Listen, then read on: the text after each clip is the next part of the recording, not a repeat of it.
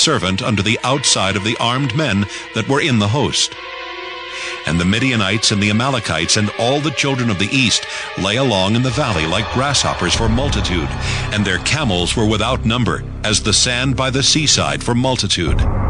And when Gideon was come, behold, there was a man that told a dream unto his fellow, and said, Behold, I dreamed a dream, and lo, a cake of barley bread tumbled into the host of Midian, and came unto a tent, and smote it, that it fell, and overturned it, that the tent lay alone. And his fellow answered and said, This is nothing else save the sword of Gideon the son of Joash, a man of Israel. For into his hand hath God delivered Midian and all the host.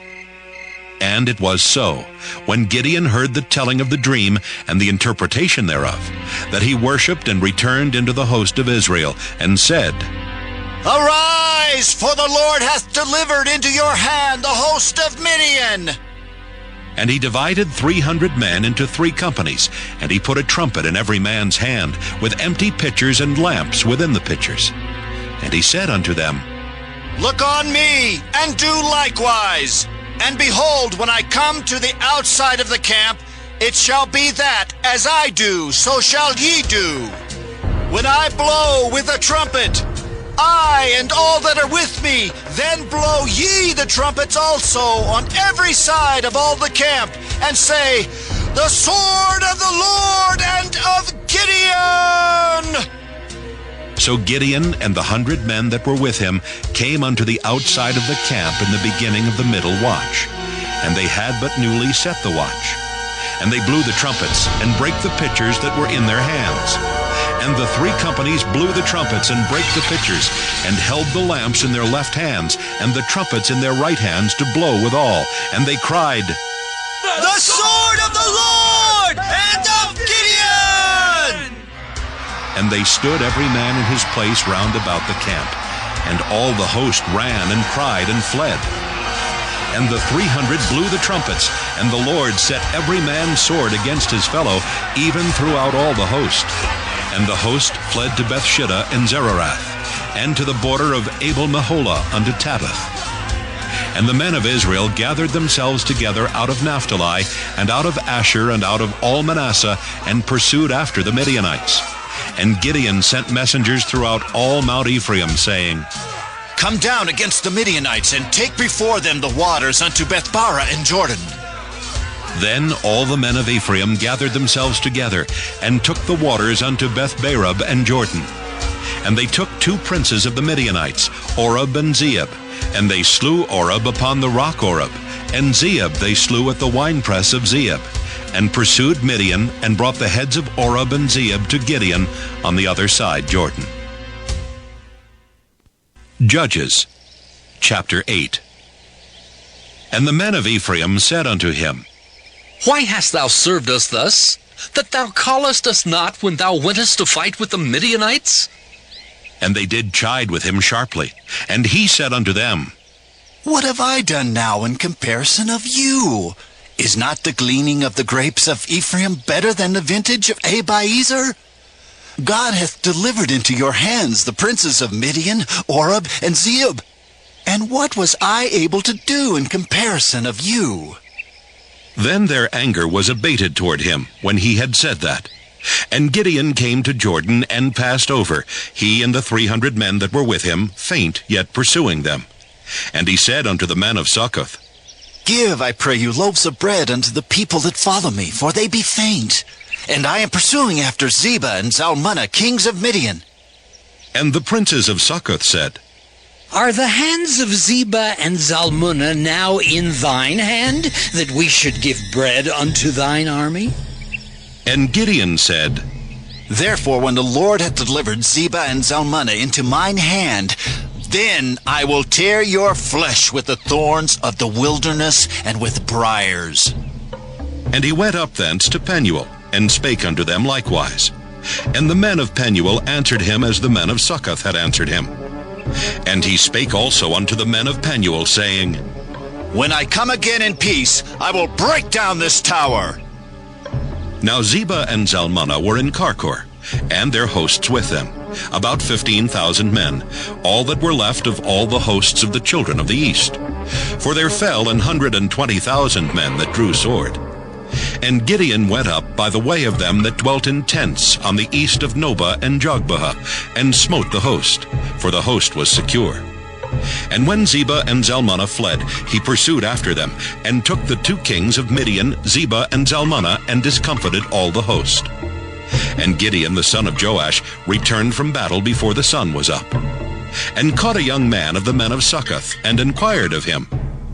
And he described unto him the princes of Succoth, and the elders thereof, even 70 men.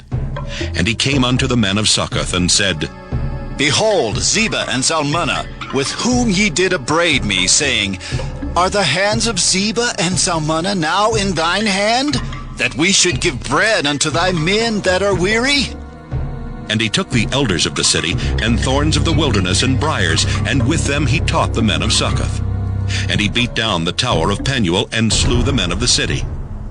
Then said he unto Zebah and Zalmunna, What manner of men were they whom ye slew at Tabor? And they answered, As thou art, so were they. Each one resembled the children of a king. And he said, They were my brethren, even the sons of my mother.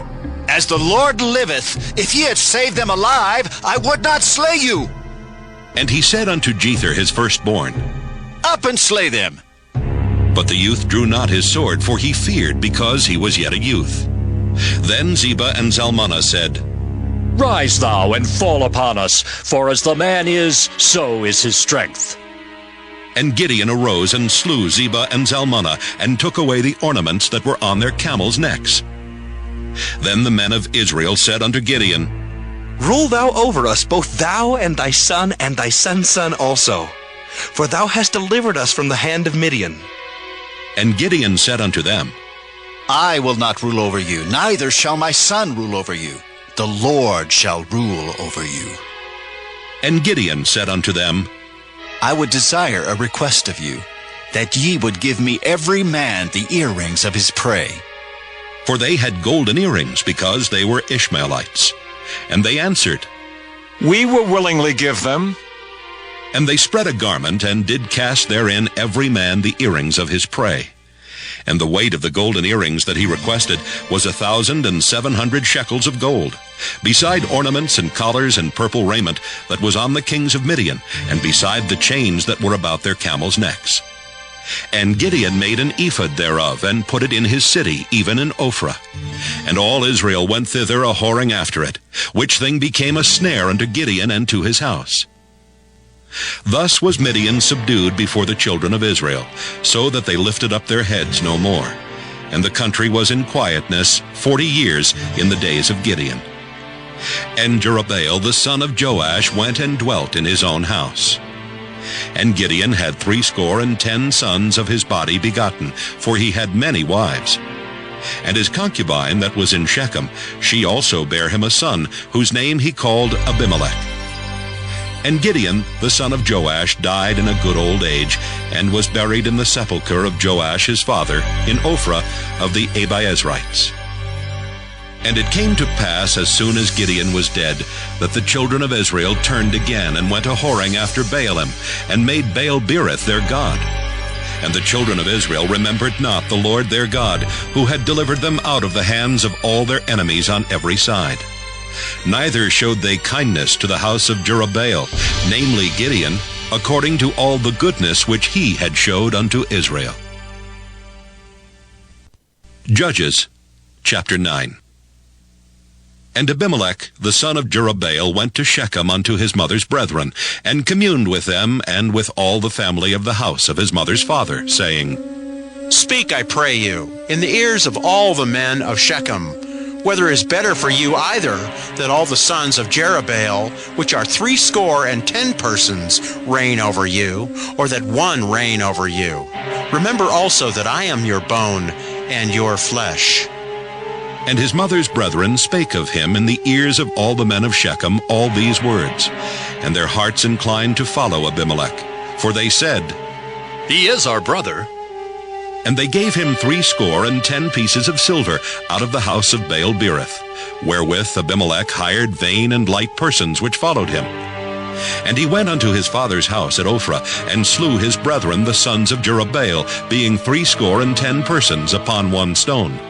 Notwithstanding, yet Jotham the youngest son of Jerubbaal was left, for he hid himself. And all the men of Shechem gathered together, and all the house of Millo, and went and made Abimelech king by the plain of the pillar that was in Shechem.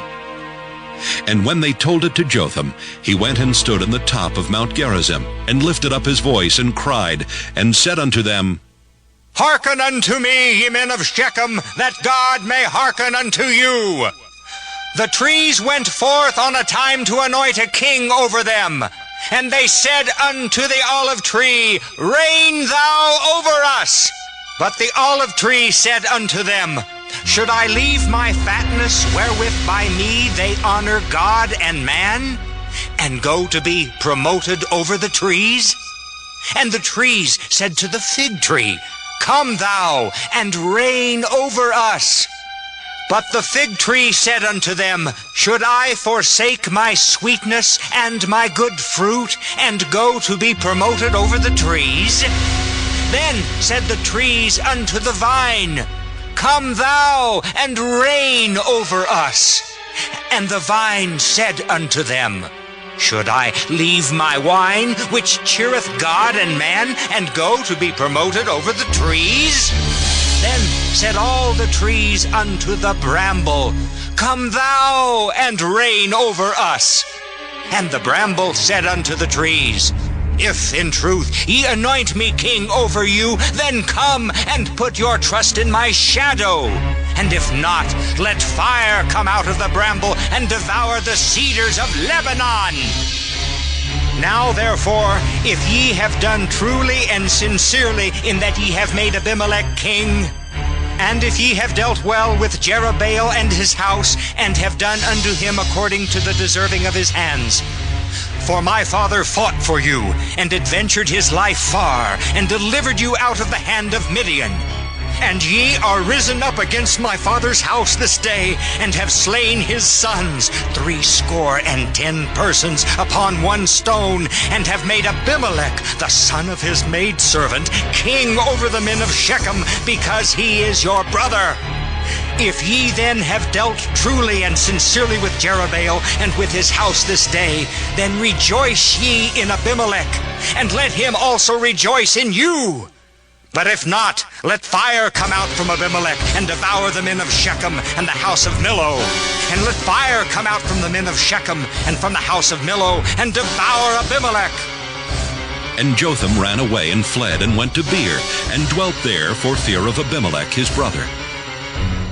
When Abimelech had reigned 3 years over Israel, then God sent an evil spirit between Abimelech and the men of Shechem.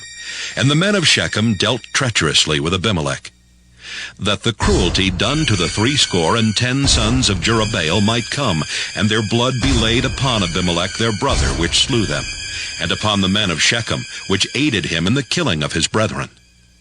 And the men of Shechem set liers in wait for him in the top of the mountains. And they robbed all that came along that way by them, and it was told Abimelech. And Gaal the son of Ebed came with his brethren, and went over to Shechem, and the men of Shechem put their confidence in him.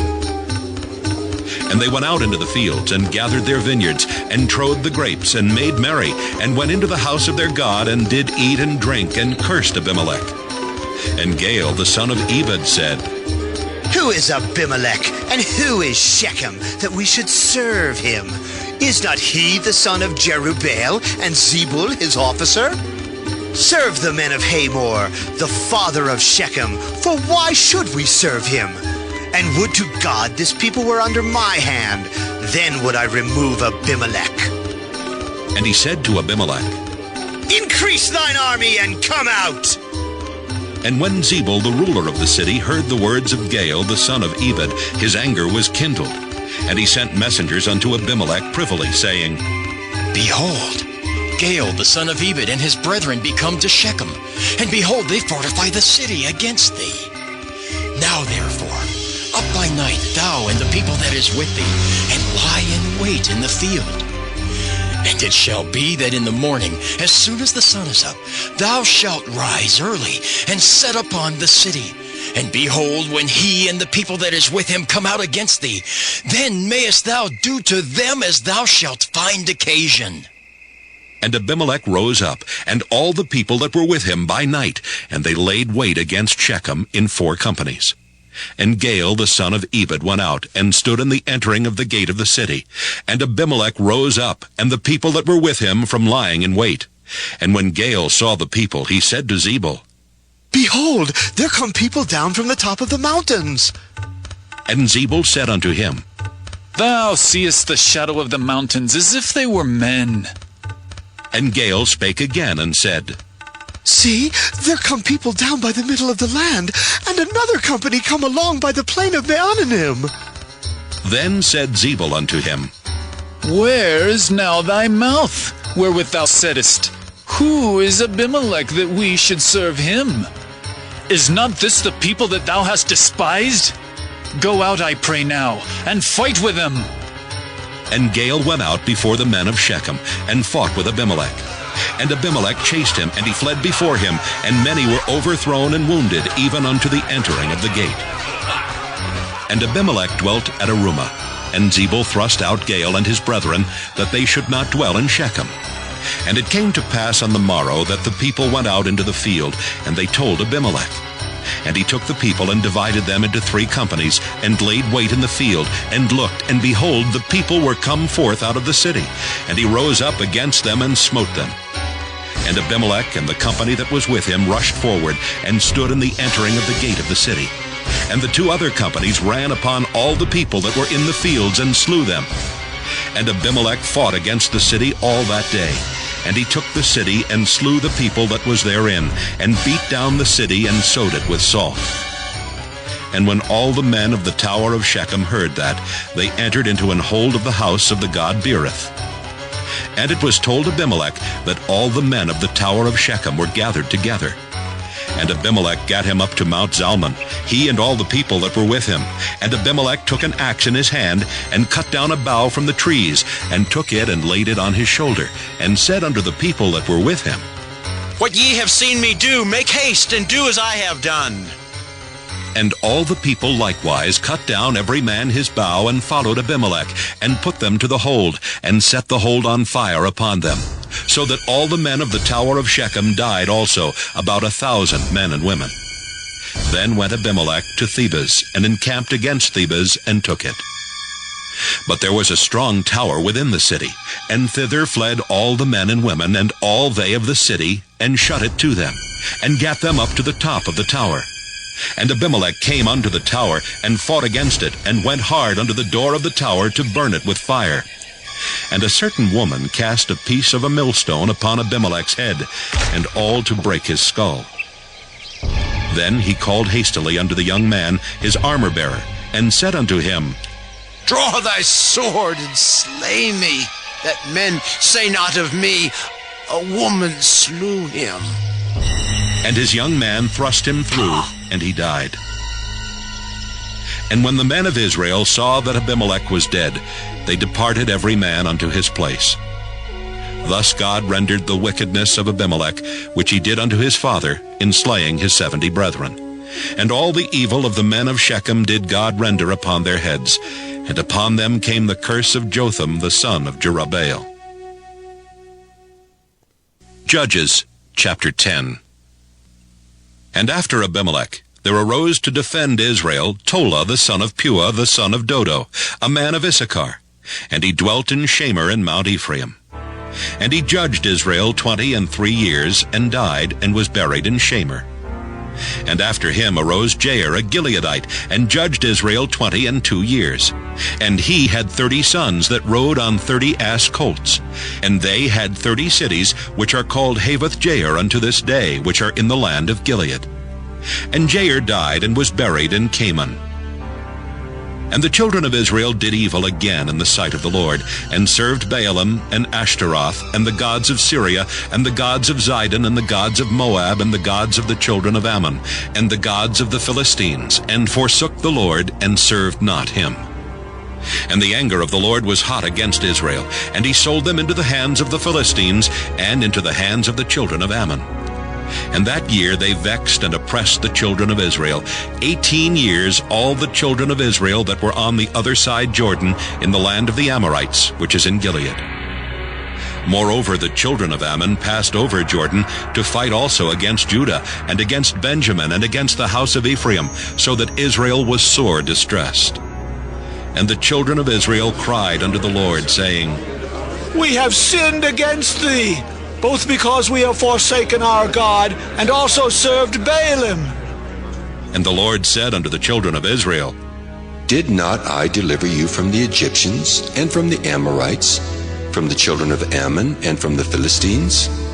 The Zidonians also, and the Amalekites, and the Maonites did oppress you. And ye cried to me, and I delivered you out of their hand. Yet ye have forsaken me, and served other gods.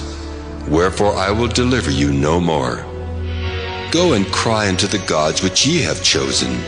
Let them deliver you in the time of your tribulation. And the children of Israel said unto the Lord, We have sinned. Do thou unto us whatsoever seemeth good unto thee. Deliver us only, we pray thee, this day. And they put away the strange gods from among them, and served the Lord, and his soul was grieved for the misery of Israel. Then the children of Ammon were gathered together, and encamped in Gilead. And the children of Israel assembled themselves together, and encamped in Mizpah. And the people and princes of Gilead said one to another, What man is he that will begin to fight against the children of Ammon? He shall be head over all the inhabitants of Gilead. Judges, chapter 11. Now Jephthah the Gileadite was a mighty man of valor, and he was the son of an harlot. And Gilead begat Jephthah. And Gilead's wife bare him sons, and his wife's sons grew up, and they thrust out Jephthah, and said unto him, Thou shalt not inherit in our father's house, for thou art the son of a strange woman. Then Jephthah fled from his brethren, and dwelt in the land of Tob. And there were gathered vain men to Jephthah, and went out with him. And it came to pass in process of time, that the children of Ammon made war against Israel. And it was so that when the children of Ammon made war against Israel, the elders of Gilead went to fetch Jephthah out of the land of Tob. And they said unto Jephthah, Come and be our captain, that we may fight with the children of Ammon. And Jephthah said unto the elders of Gilead, Did not ye hate me, and expel me out of my father's house? And why are ye coming to me now when ye are in distress? And the elders of Gilead said unto Jephthah, Therefore we turn again to thee now, that thou mayst go with us and fight against the children of Ammon, and be our head over all the inhabitants of Gilead. And Jephthah said unto the elders of Gilead, If ye bring me home again to fight against the children of Ammon, and the Lord deliver them before me, shall I be your head? And the elders of Gilead said unto Jephthah, The Lord be witness between us if we do not so according to thy words. Then Jephthah went with the elders of Gilead, and the people made him head and captain over them. And Jephthah uttered all his words before the Lord in Mizpah. And Jephthah sent messengers unto the king of the children of Ammon, saying, What hast thou to do with me, that thou art come against me to fight in my land? And the king of the children of Ammon answered unto the messengers of Jephthah, Because Israel took away my land, when they came up out of Egypt, from Arnon even unto Jabbok, and unto Jordan. Now therefore restore those lands again peaceably. And Jephthah sent messengers again unto the king of the children of Ammon, and said unto him, Thus saith Jephthah, Israel took not away the land of Moab, nor the land of the children of Ammon. But when Israel came up from Egypt, and walked through the wilderness unto the Red Sea, and came to Kadesh, then Israel sent messengers unto the king of Edom, saying, Let me, I pray thee, pass through thy land. But the king of Edom would not hearken thereto. And in like manner they sent unto the king of Moab, but he would not consent. And Israel abode in Kadesh. Then they went along through the wilderness, and compassed the land of Edom, and the land of Moab, and came by the east side of the land of Moab, and pitched on the other side of Arnon, but came not within the border of Moab, for Arnon was the border of Moab. And Israel sent messengers unto Sihon, king of the Amorites, the king of Heshbon. And Israel said unto him, Let us pass, we pray thee, through thy land into my place. But Sihon trusted not Israel to pass through his coast. But Sihon gathered all his people together and pitched in Jahaz and fought against Israel. And the Lord God of Israel delivered Sihon and all his people into the hand of Israel, and they smote them. So Israel possessed all the land of the Amorites, the inhabitants of that country. And they possessed all the coasts of the Amorites, from Arnon even unto Jabbok, and from the wilderness even unto Jordan. So now the Lord God of Israel hath dispossessed the Amorites from before his people Israel. And shouldest thou possess it? Wilt not thou possess that which Chemosh thy God giveth thee to possess? So whomsoever the Lord our God shall drive out from before us, them will we possess. And now art thou anything better than Balak, the son of Zippor, king of Moab? Did he ever strive against Israel, or did he ever fight against them while Israel dwelt in Heshbon and her towns, and in Aroer and her towns, and in all the cities that be along by the coast of Arnon 300 years? Why therefore did ye not recover them within that time? Wherefore I have not sinned against thee, but thou doest me wrong to war against me. The Lord the judge be judged this day between the children of Israel and the children of Ammon. Howbeit the king of the children of Ammon hearkened not unto the words of Jephthah which he sent him. Then the Spirit of the Lord came upon Jephthah, and he passed over Gilead and Manasseh, and passed over Mizpah of Gilead. And from Mizpah of Gilead he passed over unto the children of Ammon. And Jephthah vowed a vow unto the Lord, and said, If thou shalt without fail deliver the children of Ammon into mine hands, then it shall be that whatsoever cometh forth of the doors of my house to meet me when I return in peace from the children of Ammon shall surely be the Lord's, and I will offer it up for a burnt offering.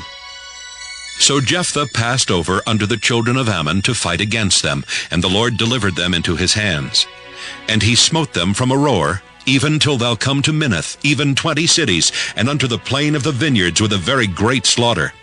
Thus the children of Ammon were subdued before the children of Israel. And Jephthah came to Mizpah unto his house, and behold, his daughter came out to meet him with timbrels and with dances, and she was his only child. Beside her he had neither son nor daughter. And it came to pass, when he saw her, that he rent his clothes and said, Alas, my daughter! Thou hast brought me very low, and thou art one of them that trouble me. For I have opened my mouth unto the Lord, and I cannot go back. And she said unto him, My father, if thou hast opened thy mouth unto the Lord, do to me according to that which hath proceeded out of thy mouth. For as much as the Lord hath taken vengeance for thee of thine enemies, even of the children of Ammon. And she said unto her father, Let this thing be done for me. Let me alone 2 months, that I may go up and down upon the mountains, and bewail my virginity, I and my fellows. And he said, Go! And he sent her away for 2 months. And she went with her companions, and bewailed her virginity upon the mountains. And it came to pass at the end of 2 months, that she returned unto her father, who did with her according to his vow which he had vowed, and she knew no man. And it was a custom in Israel, that the daughters of Israel went yearly to lament the daughter of Jephthah the Gileadite 4 days in a year. Judges, chapter 12. And the men of Ephraim gathered themselves together, and went northward, and said unto Jephthah, Wherefore passest thou over to fight against the children of Ammon, and didst not call us to go with thee? We will burn thine house upon thee with fire. And Jephthah said unto them, I and my people were at great strife with the children of Ammon, and when I called you, ye delivered me not out of their hands. And when I saw that ye delivered me not, I put my life in my hands, and passed over against the children of Ammon, and the Lord delivered them into my hand. Wherefore then are ye come up against unto me this day to fight against me? Then Jephthah gathered together all the men of Gilead, and fought with Ephraim. And the men of Gilead smote Ephraim, because they said, Ye Gileadites are fugitives of Ephraim. among the Ephraimites, and among the Manassites. And the Gileadites took the passages of Jordan before the Ephraimites. And it was so that when those Ephraimites which were escaped said, Let me go over, that the men of Gilead said unto him, Art thou an Ephraimite? If he said, Nay. Then said they unto him, Say now, Shibboleth. And he said, Sibboleth? For he could not frame to pronounce it right. Then they took him and slew him at the passages of Jordan, and there fell at that time of the Ephraimites 42,000. And Jephthah judged Israel 6 years. Then died Jephthah the Gileadite, and was buried in one of the cities of Gilead. And after him Ibzan of Bethlehem judged Israel. And he had 30 sons, and 30 daughters whom he sent abroad, and took in 30 daughters from abroad for his sons. And he judged Israel 7 years. Then died Ibzan, and was buried at Bethlehem. And after him Elon a Zebulunite judged Israel. And he judged Israel 10 years. And Elon the Zebulunite died, and was buried in Ajalon in the country of Zebulun. And after him Abdon the son of Hillel, a Pirathonite, judged Israel. And he had 40 sons and 30 nephews that rode on 70 ass colts, and he judged Israel 8 years. And Abdon the son of Hillel the Pirathonite died, and was buried in Pirathon in the land of Ephraim, in the mount of the Amalekites. Judges, chapter 13. And the children of Israel did evil again in the sight of the Lord, and the Lord delivered them into the hand of the Philistines 40 years. And there was a certain man of Zorah, of the family of the Danites, whose name was Manoah, and his wife was barren, and bare not. And the angel of the Lord appeared unto the woman, and said unto her, Behold now, thou art barren, and bearest not, but thou shalt conceive, and bear a son. Now therefore beware, I pray thee, and drink not wine nor strong drink, and eat not any unclean thing. For lo, thou shalt conceive, and bear a son, and no razor shall come on his head, for the child shall be a Nazarite unto God from the womb. And he shall begin to deliver Israel out of the hand of the Philistines. Then the woman came and told her husband, saying, A man of God came unto me, and his countenance was like the countenance of an angel of God, very terrible. But I asked him not whence he was, neither told he me his name. But he said unto me, Behold, thou shalt conceive and bear a son. And now drink no wine nor strong drink, neither eat any unclean thing. For the child shall be a Nazarite to God from the womb to the day of his death. Then Manoah entreated the Lord, and said, O my Lord, let the man of God which thou didst send come again unto us, and teach us what we shall do unto the child that shall be born.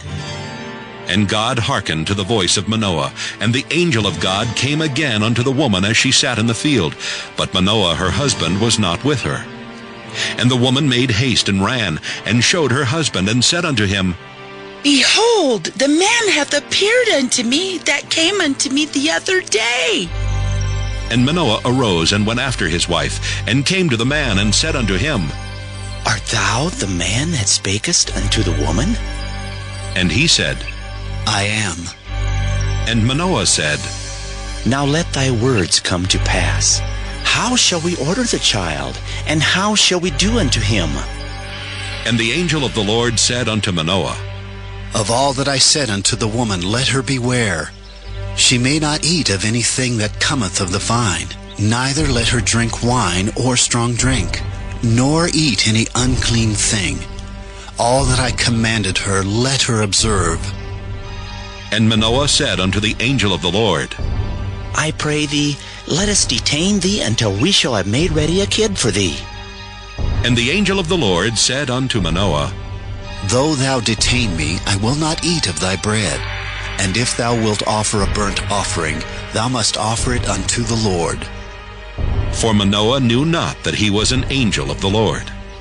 And Manoah said unto the angel of the Lord, What is thy name? that when thy sayings come to pass, we may do thee honor. And the angel of the Lord said unto him, Why askest thou thus after my name, seeing it is secret? So Manoah took a kid with a meat offering, and offered it upon a rock unto the Lord. And the angel did wondrously, and Manoah and his wife looked on. For it came to pass, when the flame went up toward heaven from the altar, that the angel of the Lord ascended in the flame of the altar. And Manoah and his wife looked on it, and fell on their faces to the ground. But the angel of the Lord did no more appear to Manoah and to his wife. Then Manoah knew that he was an angel of the Lord. And Manoah said unto his wife, We shall surely die, because we have seen God. But his wife said unto him, If the Lord were pleased to kill us, he would not have received a burnt offering and a meat offering at our hands. Neither would he have showed us all these things, nor would as at this time have told us such things as these. And the woman bare a son, and called his name Samson. And the child grew, and the Lord blessed him. And the Spirit of the Lord began to move him at times in the camp of Dan between Zorah and Eshtaol. Judges, chapter 14. And Samson went down to Timnath, and saw a woman in Timnath of the daughters of the Philistines. And he came up and told his father and his mother, and said, I have seen a woman in Timnath of the daughters of the Philistines. Now therefore get her for me to wife. Then his father and his mother said unto him, Is there never a woman among the daughters of thy brethren, or among all my people, that thou goest to take a wife of the uncircumcised Philistines? And Samson said unto his father, Get her for me, for she pleaseth me well. But his father and his mother knew not that it was of the Lord, that he sought an occasion against the Philistines. For at that time the Philistines had dominion over Israel. Then went Samson down, and his father and his mother, to Timnath, and came to the vineyards of Timnath. And behold, a young lion roared against him. And the Spirit of the Lord came mightily upon him, and he rent him as he would have rent a kid, and he had nothing in his hand. But he told not his father or his mother what he had done. And he went down and talked with the woman, and she pleased Samson well. And after a time he returned to take her, and he turned aside to see the carcass of the lion, and behold, there was a swarm of bees and honey in the carcass of the lion. And he took thereof in his hands, and went on eating, and came to his father and mother, and he gave them, and they did eat. But he told not them that he had taken the honey out of the carcass of the lion. So his father went down unto the woman, and Samson made there a feast, for so used the young men to do. And it came to pass, when they saw him, that they brought 30 companions to be with him. And Samson said unto them, I will now put forth a riddle unto you. If ye can certainly declare it me within the 7 days of the feast, and find it out, then I will give you 30 sheets and 30 change of garments. But if ye cannot declare to me, then shall ye give me 30 sheets and 30 change of garments. And they said unto him, Put forth thy riddle, that we may hear it. And he said unto them, Out of the eater came forth meat, and out of the strong came forth sweetness. And they could not in 3 days expound the riddle. And it came to pass on the 7th day that they said unto Samson's wife, Entice thy husband, that he may declare unto us the riddle, lest we burn thee and thy father's house with fire. Have ye called us to take that we have? Is it not so? And Samson's wife wept before him, and said, Thou dost but hate me, and lovest me not. Thou hast put forth a riddle unto the children of my people, and hast not told it me. And he said unto her, Behold, I have not told it my father nor my mother, and shall I tell it thee? And she wept before him the 7 days while their feast lasted. And it came to pass on the 7th day that he told her, because she lay sore upon him. And she told the riddle to the children of her people. And the men of the city said unto him on the 7th day, before the sun went down, What is sweeter than honey? And what is stronger than a lion? And he said unto them, If ye had not plowed with my heifer, ye had not found out my riddle. And the Spirit of the Lord came upon him, and he went down to Ashkelon, and slew 30 men of them, and took their spoil, and gave change of garments unto them, which expounded the riddle. And his anger was kindled, and he went up to his father's house. But Samson's wife was given to his companion, whom he had used as his friend. Judges chapter 15. But it came to pass within a while after, in the time of wheat harvest, that Samson visited his wife with a kid. And he said, I will go into my wife into the chamber. But her father would not suffer him to go in. And her father said, I verily thought that thou hadst utterly hated her. Therefore I gave her to thy companion. Is not her younger sister fairer than she? Take her, I pray thee, instead of her. And Samson said concerning them, Now shall I be more blameless than the Philistines, though I do them a displeasure. And Samson went and caught 300 foxes, and took firebrands, and turned tail to tail, and put a firebrand in the midst between two tails. And when he had set the brands on fire, he let them go into the standing corn of the Philistines, and burnt up both the shocks and also the standing corn, with the vineyards and olives. Then the Philistines said, Who hath done this? And they answered, Samson, the son-in-law of the Timnite, because he had taken his wife and given her to his companion. And the Philistines came up, and burnt her and her father with fire. And Samson said unto them, Though ye have done this, yet will I be avenged of you, and after that I will cease. And he smote them hip and thigh with a great slaughter, and he went down and dwelt in the top of the rock Etam. Then the Philistines went up and pitched in Judah, and spread themselves in Lehi. And the men of Judah said, Why are ye come up against us? And they answered, To bind Samson are we come up, to do to him as he hath done to us. Then 3,000 men of Judah went to the top of the rock Etam, and said to Samson, Knowest thou not that the Philistines are rulers over us? What is this that thou hast done unto us? And he said unto them, As they did unto me, so have I done unto them. And they said unto him, We are come down to bind thee, that we may deliver thee into the hand of the Philistines. And Samson said unto them, Swear unto me that ye will not fall upon me yourselves. And they spake unto him, saying, No, but we will bind thee fast, and deliver thee into their hand, but surely we will not kill thee. And they bound him with 2 new cords, and brought him up from the rock. And when he came unto Lehi, the Philistines shouted against him, and the Spirit of the Lord came mightily upon him, and the cords that were upon his arms became as flax that was burnt with fire, and his bands loosed from off his hands. And he found a new jawbone of an ass, and put forth his hand, and took it, and slew 1,000 men therewith. And Samson said, With the jawbone of an ass, heaps upon heaps, with the jaw of an ass have I slain 1,000 men. And it came to pass, when he had made an end of speaking, that he cast away the jawbone out of his hand, and called the place Ramoth-Lehi. And he was sore athirst, and called on the Lord, and said, Thou hast given this great deliverance into the hand of thy servant, and now shall I die for thirst, and fall into the hand of the uncircumcised? But God clave an hollow place that was in the jaw, and there came water thereout. And when he had drunk, his spirit came again, and he revived, wherefore he called the name thereof Enhakkore, which is in Lehi unto this day. And he judged Israel in the days of the Philistines 20 years. Judges chapter 16. Then went Samson to Gaza, and saw there an harlot, and went in unto her.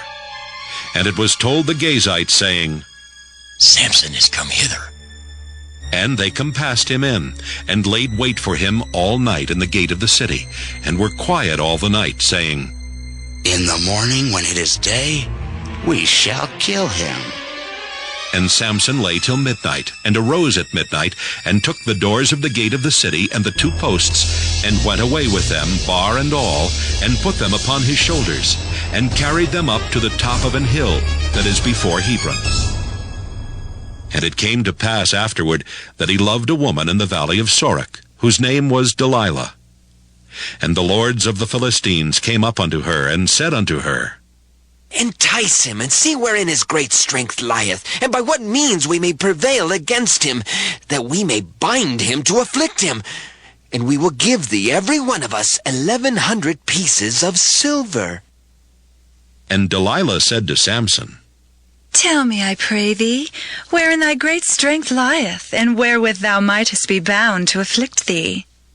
And Samson said unto her, If they bind me with 7 green withs that were never dried, then shall I be weak, and be as another man. Then the lords of the Philistines brought up to her 7 green withs, which had not been dried, and she bound him with them. Now there were men lying in wait, abiding with her in the chamber. And she said unto him, The Philistines be upon thee, Samson. And he brake the withs as a thread of tow is broken when it toucheth the fire. So his strength was not known. And Delilah said unto Samson, Behold, thou hast mocked me and told me lies. Now tell me, I pray thee, wherewith thou mightest be bound. And he said unto her, If they bind me fast with new ropes that never were occupied, then shall I be weak, and be as another man. Delilah therefore took new ropes, and bound him therewith, and said unto him, The Philistines be upon thee, Samson. And there were liers in wait abiding in the chamber, and he brake them from off his arms like a thread. And Delilah said unto Samson, Hitherto thou hast mocked me and told me lies. Tell me wherewith thou mightest be bound. And he said unto her, If thou weavest the 7 locks of my head with the web. And she fastened it with the pin, and said unto him, The Philistines be upon thee, Samson. And he awaked out of his sleep, and went away with the pin of the beam, and with the web. And she said unto him, How canst thou say I love thee, when thine heart is not with me? Thou hast mocked me these 3 times, and hast not told me wherein thy great strength lieth. And it came to pass, when she pressed him daily with her words, and urged him, so that his soul was vexed unto death, that he told her all his heart, and said unto her, There hath not come a razor upon mine head, for I have been a Nazarite unto God from my mother's womb. If I be shaven, then my strength will go from me, and I shall become weak, and be like any other man. And when Delilah saw that he had told her all his heart, she sent and called for the lords of the Philistines, saying, Come up this once, for he hath showed me all his heart. Then the lords of the Philistines came up unto her, and brought money in their hand. And she made him sleep upon her knees, and she called for a man, and she caused him to shave off the 7 locks of his head. And she began to afflict him, and his strength went from him. And she said, The Philistines be upon thee, Samson. And he awoke out of his sleep, and said, I will go out as at other times before, and shake myself.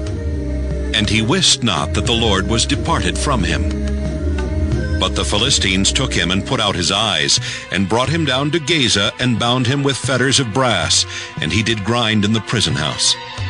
Howbeit the hair of his head began to grow again after he was shaven.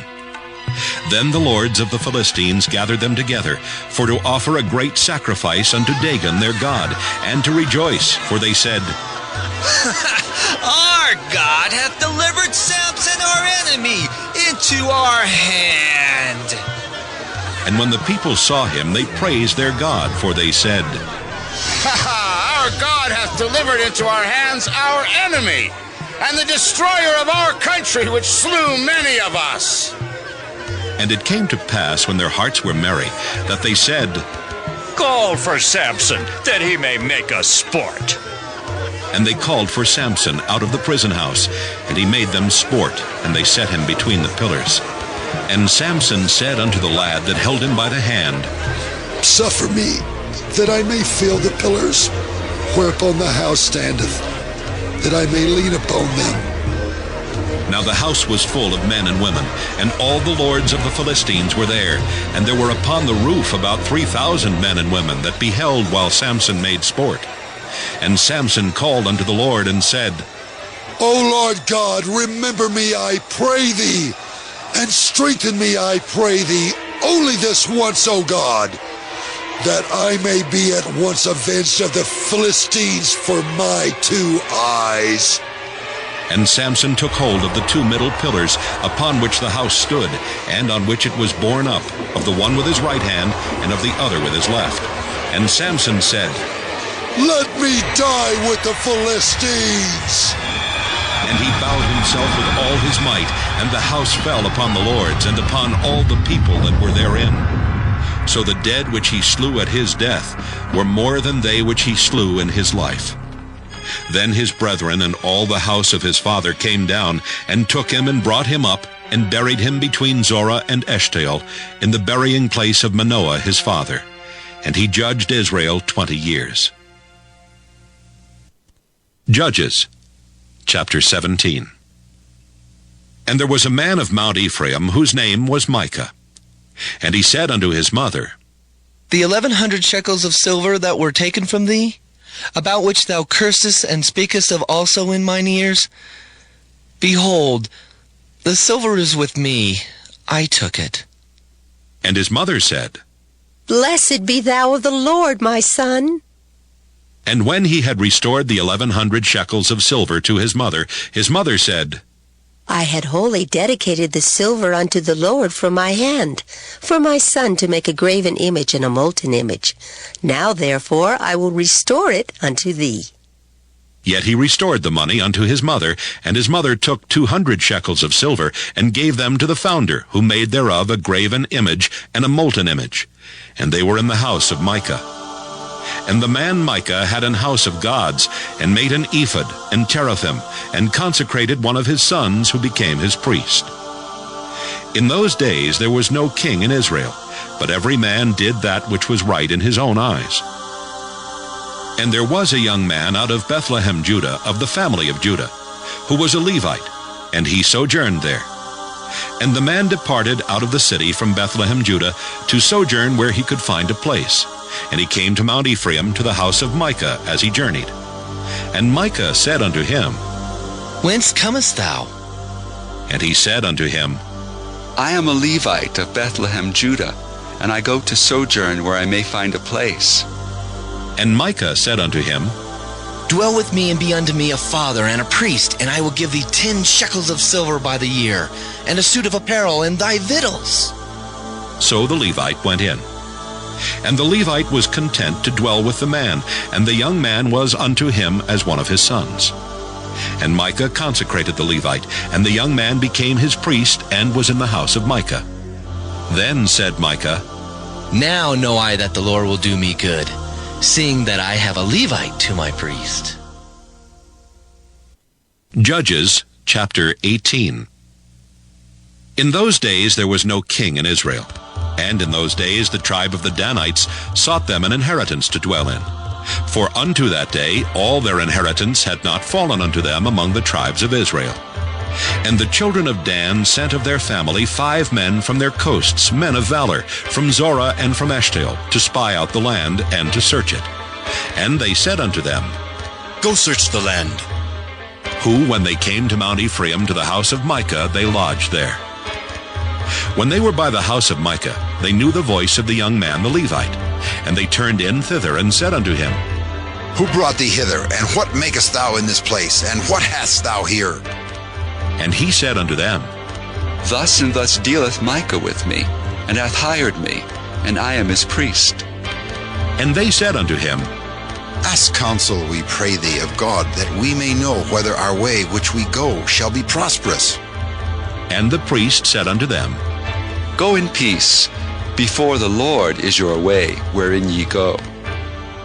Then the 5 men departed and came to Laish, and saw the people that were therein, how they dwelt careless, after the manner of the Zidonians, quiet and secure. And there was no magistrate in the land that might put them to shame in anything, and they were far from the Zidonians, and had no business with any man. And they came unto their brethren to Zorah and Eshtaol, and their brethren said unto them, What say ye? And they said, Arise, that we may go up against them. For we have seen the land, and behold, it is very good. And are ye still? Be not slothful to go and to enter to possess the land. When ye go, ye shall come into a people secure, and to a large land, for God hath given it into your hands, a place where there is no want of anything that is in the earth. And there went from thence of the family of the Danites, out of Zorah and out of Eshtaol, 600 men appointed with weapons of war. And they went up and pitched in Kirjath-jearim in Judah, wherefore they called that place Mahanadan unto this day. Behold, it is behind Kirjath-jearim. And they passed thence unto Mount Ephraim, and came unto the house of Micah. Then answered the 5 men that went to spy out the country of Laish, and said unto their brethren, Do ye know that there is in these houses an ephod and teraphim, and a graven image and a molten image? Now therefore consider what ye have to do. And they turned thitherward, and came to the house of the young man the Levite, even unto the house of Micah, and saluted him. And the 600 men appointed with their weapons of war, which were of the children of Dan, stood by the entering of the gate. And the 5 men that went to spy out the land went up, and came in thither, and took the graven image, and the ephod, and the teraphim, and the molten image. And the priest stood in the entering of the gate with the 600 men that were appointed with weapons of war. And these went into Micah's house, and fetched the carved image, the ephod, and the teraphim, and the molten image. Then said the priest unto them, What do ye? And they said unto him, Hold thy peace, lay thine hand upon thy mouth, and go with us, and be to us a father and a priest. Is it better for thee to be a priest unto the house of one man, or that thou be a priest unto a tribe and a family in Israel? And the priest's heart was glad, and he took the ephod and the teraphim and the graven image, and went in the midst of the people. So they turned and departed, and put the little ones and the cattle and the carriage before them. And when they were a good way from the house of Micah, the men that were in the houses near to Micah's house were gathered together, and overtook the children of Dan. And they cried unto the children of Dan, and they turned their faces, and said unto Micah, What aileth thee that thou comest with such a company? And he said, Ye have taken away my gods which I made, and the priest, and ye are gone away. And what have I more? And what is this that ye say unto me? What aileth thee? And the children of Dan said unto him, Let not thy voice be heard among us, lest angry fellows run upon thee, and thou lose thy life with the lives of thy household. And the children of Dan went their way. And when Micah saw that they were too strong for him, he turned and went back unto his house. And they took the things which Micah had made, and the priest which he had, and came unto Laish, unto the people that were at quiet and secure. And they smote them with the edge of the sword, and burnt the city with fire. And there was no deliverer, because it was far from Zidon, and they had no business with any man. And it was in the valley that lieth by Beth-rehob. And they built a city, and dwelt therein. And they called the name of the city Dan, after the name of Dan their father, who was born unto Israel. Howbeit the name of the city was Laish at the first. And the children of Dan set up the graven image. And Jonathan the son of Gershom the son of Manasseh, he and his sons were priests to the tribe of Dan, until the day of the captivity of the land. And they set them up Micah's graven image, which he made, all the time that the house of God was in Shiloh. Judges chapter 19. And it came to pass in those days, when there was no king in Israel, that there was a certain Levite sojourning on the side of Mount Ephraim, who took to him a concubine out of Bethlehem, Judah. And his concubine played the whore against him, and went away from him unto her father's house to Bethlehem, Judah, and was there 4 whole months. And her husband arose and went after her to speak friendly unto her, and to bring her again, having her servant with him and a couple of asses. And she brought him into her father's house. And when the father of the damsel saw him, he rejoiced to meet him. And his father-in-law, the damsel's father, retained him, and he abode with him 3 days. So they did eat and drink and lodge there. And it came to pass on the 4th day, when they arose early in the morning, that he rose up to depart. And the damsel's father said unto his son-in-law, Comfort thine heart with a morsel of bread, and afterward go your way. And they sat down, and did eat and drink both of them together. For the damsel's father had said unto the man, Be content, I pray thee, and tarry all night, and let thine heart be merry. And when the man rose up to depart, his father-in-law urged him. Therefore he lodged there again. And he arose early in the morning on the 5th day to depart. And the damsel's father said, Comfort thine heart, I pray thee. And they tarried until afternoon, and they did eat both of them. And when the man rose up to depart, he and his concubine and his servant, his father-in-law, the damsel's father, said unto him, Behold, now the day draweth toward evening. I pray you, tarry all night. Behold, the day groweth to an end. Lodge here, that thine heart may be merry. And tomorrow get you early on your way, that thou mayest go home. But the man would not tarry that night. But he rose up and departed, and came over against Jebus, which is Jerusalem. And there were with him 2 asses saddled. His concubine also was with him. And when they were by Jebus, the day was far spent. And the servant said unto his master, Come, I pray thee, and let us turn into this city of the Jebusites, and lodge in it. And his master said unto him, We will not turn aside hither into the city of a stranger that is not of the children of Israel. We will pass over to Gibeah. And he said unto his servant, Come, and let us draw near to one of these places to lodge all night, in Gibeah or in Ramah. And they passed on and went their way. And the sun went down upon them when they were by Gibeah, which belongeth to Benjamin. And they turned aside thither to go in and to lodge in Gibeah. And when he went in, he sat him down in a street of the city, for there was no man that took them into his house to lodging. And behold, there came an old man from his work out of the field at even, which was also of Mount Ephraim.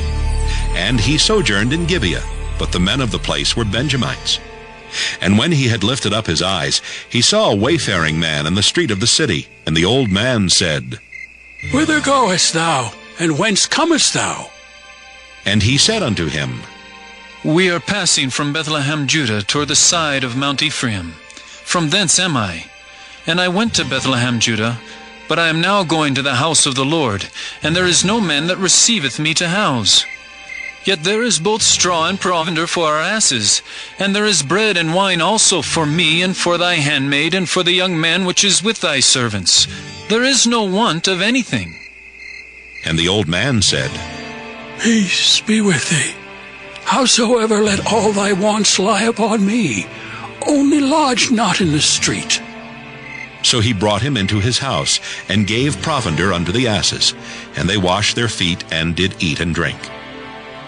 Now as they were making their hearts merry, behold, the men of the city, certain sons of Belial, beset the house round about, and beat at the door, and spake to the master of the house, the old man, saying, Bring forth the man that came into thine house, that we may know him. And the man, the master of the house, went out unto them, and said unto them, Nay, my brethren, nay, I pray you, do not so wickedly. Seeing that this man is come into mine house, do not this folly. Behold, here is my daughter, a maiden, and his concubine. Them I will bring out now, and humble ye them, and do with them what seemeth good unto you. But unto this man do not so vile a thing. But the men would not hearken to him. So the man took his concubine, and brought her forth unto them. And they knew her, and abused her all the night until morning. And when the day began to spring, they let her go. Then came the woman in the dawning of the day, and fell down at the door of the man's house, where her lord was, till it was light. And her lord rose up in the morning, and opened the doors of the house, and went out to go his way. And behold, the woman his concubine was fallen down at the door of the house, and her hands were upon the threshold. And he said unto her, Up, and let us be going. But none answered. Then the man took her upon an ass, and the man rose up and gat him unto his place. And when he was come into his house, he took a knife and laid hold on his concubine, and divided her, together with her bones, into 12 pieces, and sent her into all the coasts of Israel.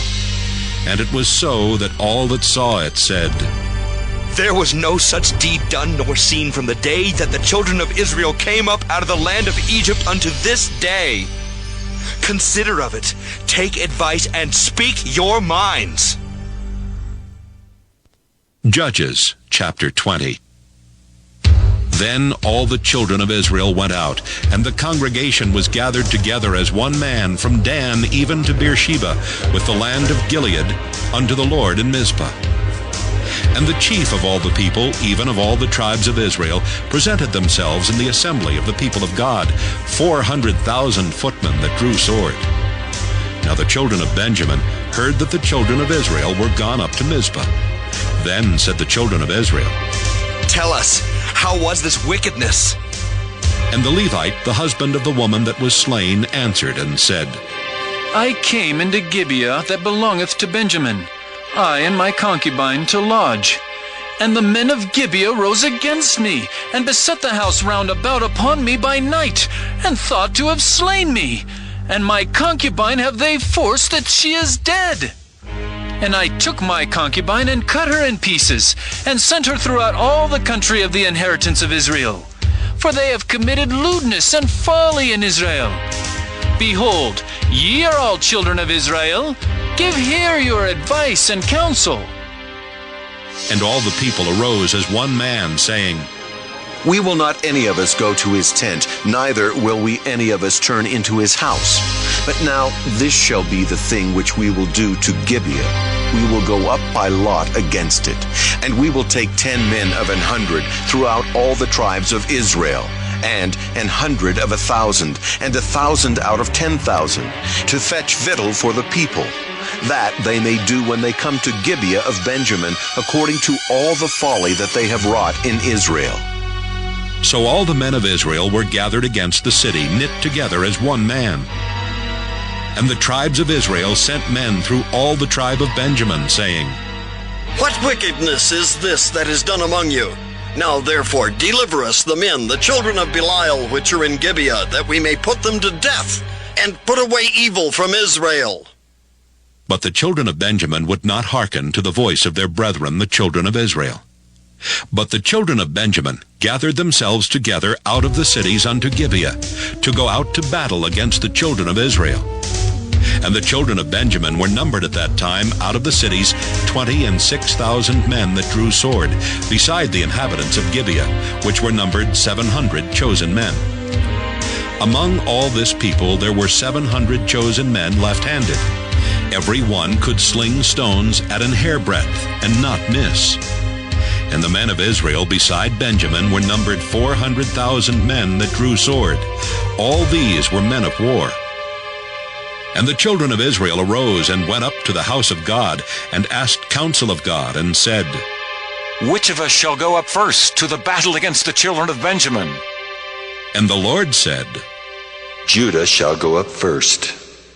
And the children of Israel rose up in the morning, and encamped against Gibeah. And the men of Israel went out to battle against Benjamin. And the men of Israel put themselves in array to fight against them at Gibeah. And the children of Benjamin came forth out of Gibeah, and destroyed down to the ground of the Israelites that day 22,000 men. And the people, the men of Israel, encouraged themselves, and set their battle again in array, in the place where they put themselves in array the first day. And the children of Israel went up and wept before the Lord until even, and asked counsel of the Lord, saying, Shall I go up again to battle against the children of Benjamin, my brother? And the Lord said, Go up against him. And the children of Israel came near against the children of Benjamin the second day. And Benjamin went forth against them out of Gibeah the second day, and destroyed down to the ground of the children of Israel again 18,000 men. All these drew the sword. Then all the children of Israel and all the people went up and came unto the house of God, and wept, and sat there before the Lord, and fasted that day until even, and offered burnt offerings and peace offerings before the Lord. And the children of Israel inquired of the Lord, for the ark of the covenant of God was there in those days. And Phinehas, the son of Eleazar, the son of Aaron, stood before it in those days, saying, Shall I yet again go out to battle against the children of Benjamin my brother, or shall I cease? And the Lord said, Go up, for tomorrow I will deliver them into thine hand. And Israel set liers in wait round about Gibeah. And the children of Israel went up against the children of Benjamin on the third day, and put themselves in array against Gibeah as at other times. And the children of Benjamin went out against the people, and were drawn away from the city. And they began to smite of the people, and kill as at other times in the highways, of which one goeth up to the house of God, and the other to Gibeah in the field, about 30 men of Israel. And the children of Benjamin said, They are smitten down before us as at the first. But the children of Israel said, Let us flee and draw them from the city unto the highways. And all the men of Israel rose up out of their place, and put themselves in array at Baal Tamar. And the liers in wait of Israel came forth out of their places, even out of the meadows of Gibeah. And there came against Gibeah 10,000 chosen men out of all Israel, and the battle was sore, but they knew not that evil was near them. And the Lord smote Benjamin before Israel, and the children of Israel destroyed of the Benjamites that day 25,100 men. All these drew the sword. So the children of Benjamin saw that they were smitten, for the men of Israel gave place to the Benjaminites, because they trusted unto the liers in wait which they had set beside Gibeah. And the liers in wait hasted and rushed upon Gibeah, and the liers in wait drew themselves along, and smote all the city with the edge of the sword. Now there was an appointed sign between the men of Israel and the liers in wait, that they should make a great flame with smoke rise up out of the city.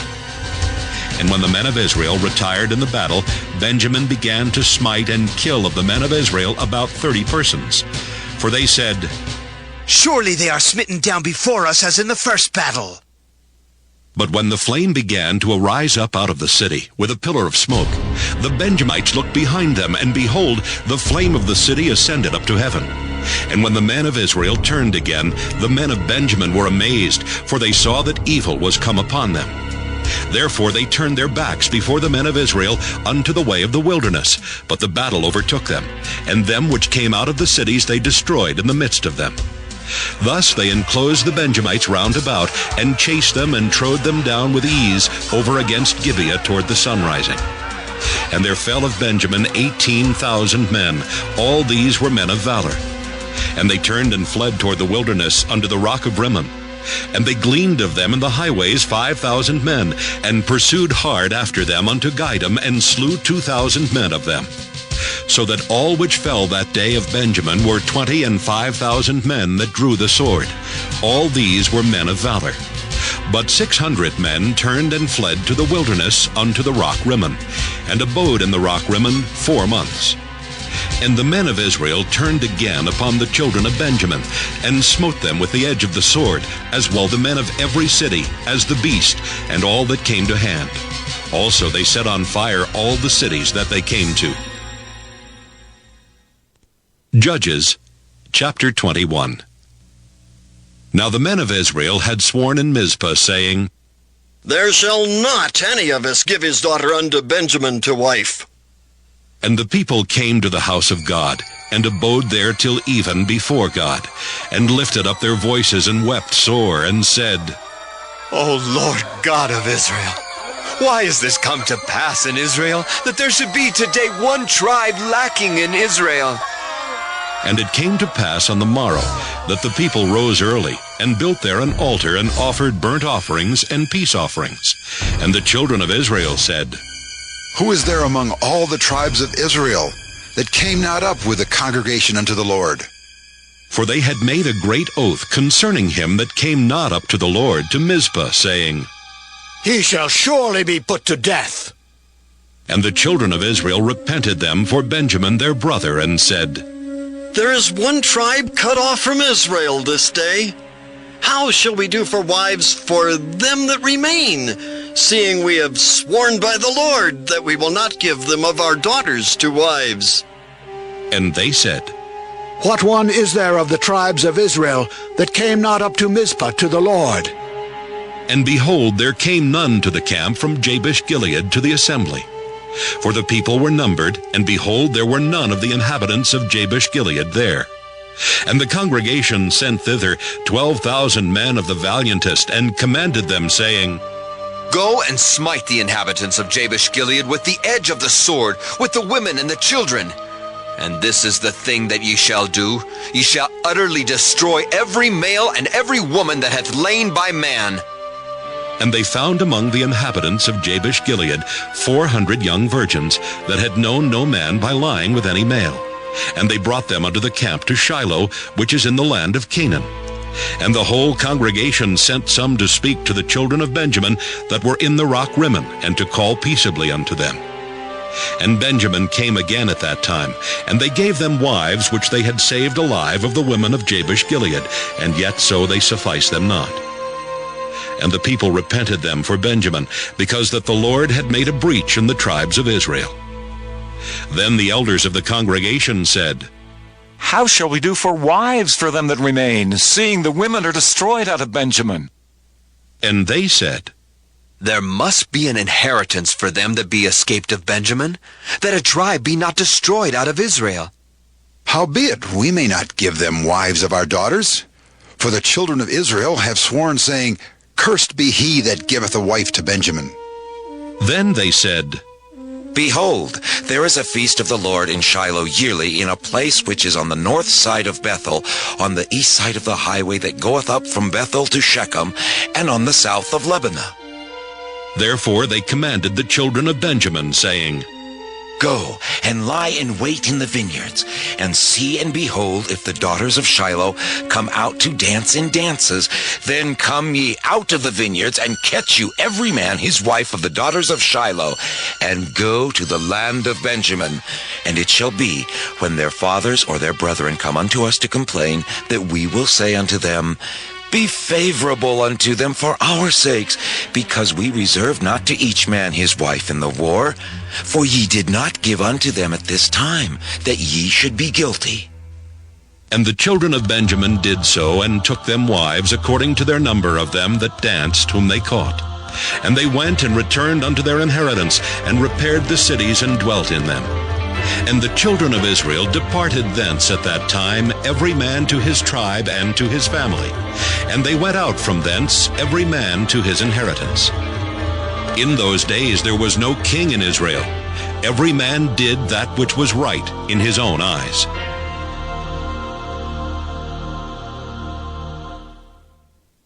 The Book of Ruth. Ruth, chapter 1. Now it came to pass in the days when the judges ruled, that there was a famine in the land, and a certain man of Bethlehem, Judah, went to sojourn in the country of Moab, he and his wife and his 2 sons. And the name of the man was Elimelech, and the name of his wife Naomi, and the name of his 2 sons Mahlon and Chilion, Ephrathites of Bethlehem, Judah. And they came into the country of Moab, and continued there. And Elimelech, Naomi's husband, died, and she was left, and her 2 sons. And they took them wives of the women of Moab. The name of the one was Orpah, and the name of the other Ruth. And they dwelled there about 10 years. And Mahlon and Chilion died, also both of them. And the woman was left of her 2 sons and her husband. Then she arose with her daughters-in-law, that she might return from the country of Moab. For she had heard in the country of Moab how that the Lord had visited his people in giving them bread. Wherefore she went forth out of the place where she was, and her 2 daughters-in-law with her, and they went on the way to return unto the land of Judah. And Naomi said unto her 2 daughters-in-law, Go, return each to her mother's house. The Lord deal kindly with you, as ye have dealt with the dead and with me. The Lord grant you that ye may find rest, each of you, in the house of her husband. Then she kissed them, and they lifted up their voice and wept. And they said unto her, Surely we will return with thee unto thy people. And Naomi said, Turn again, my daughters. Why would you go with me? Are there yet any more sons in my womb, that they may be your husbands? Turn again, my daughters. Go your way, for I am too old to have an husband. If I should say I have hope, if I should have an husband also tonight, and should also bear sons, would ye tarry for them till they were grown? Would you stay for them from having husbands? Nay, my daughters, for it grieveth me much for your sakes, that the hand of the Lord is gone out against me. And they lifted up their voice and wept again. And Orpah kissed her mother-in-law, but Ruth clave unto her. And she said, Behold, thy sister-in-law is gone back unto her people, and unto her gods. Return thou after thy sister-in-law. And Ruth said, Entreat me not to leave thee, or to return from following after thee. For whither thou goest, I will go, and where thou lodgest, I will lodge. Thy people shall be my people, and thy God my God. Where thou diest will I die, and there will I be buried. The Lord do so to me, and more also, if aught but death part thee and me. When she saw that she was steadfastly minded to go with her, then she left speaking unto her. So they 2 went until they came to Bethlehem. And it came to pass, when they were come to Bethlehem, that all the city was moved about them. And they said, Is this Naomi? And she said unto them, Call me not Naomi, call me Mara, for the Almighty hath dealt very bitterly with me. I went out full, and the Lord hath brought me home again empty. Why then call ye me Naomi, seeing the Lord hath testified against me, and the Almighty hath afflicted me? So Naomi returned, and Ruth the Moabitess, her daughter-in-law, with her, which returned out of the country of Moab. And they came to Bethlehem in the beginning of barley harvest. Ruth chapter 2. And Naomi had a kinsman of her husband's, a mighty man of wealth, of the family of Elimelech, and his name was Boaz. And Ruth the Moabitess said unto Naomi, Let me now go to the field, and glean ears of corn after him in whose sight I shall find grace. And she said unto her, Go, my daughter. And she went and came and gleaned in the field after the reapers, and her hap was to light on a part of the field belonging unto Boaz, who was of the kindred of Elimelech.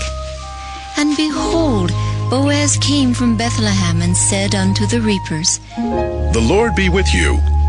And they answered him, The Lord bless thee. Then said Boaz unto his servant that was set over the reapers, Whose damsel is this? And the servant that was set over the reapers answered and said, It is the Moabitish damsel that came back with Naomi out of the country of Moab. And she said, I pray you, let me glean and gather after the reapers among the sheaves. So she came, and hath continued even from morning until now, that she tarried a little in the house. Then said Boaz unto Ruth, Hearest thou not, my daughter? Go not to glean in another field, neither go from hence, but abide here fast by my maidens. Let thine eyes be on the field that they do reap, and go thou after them. Have I not charged the young men that they shall not touch thee? And when thou art athirst, go into the vessels, and drink of that which the young men have drawn.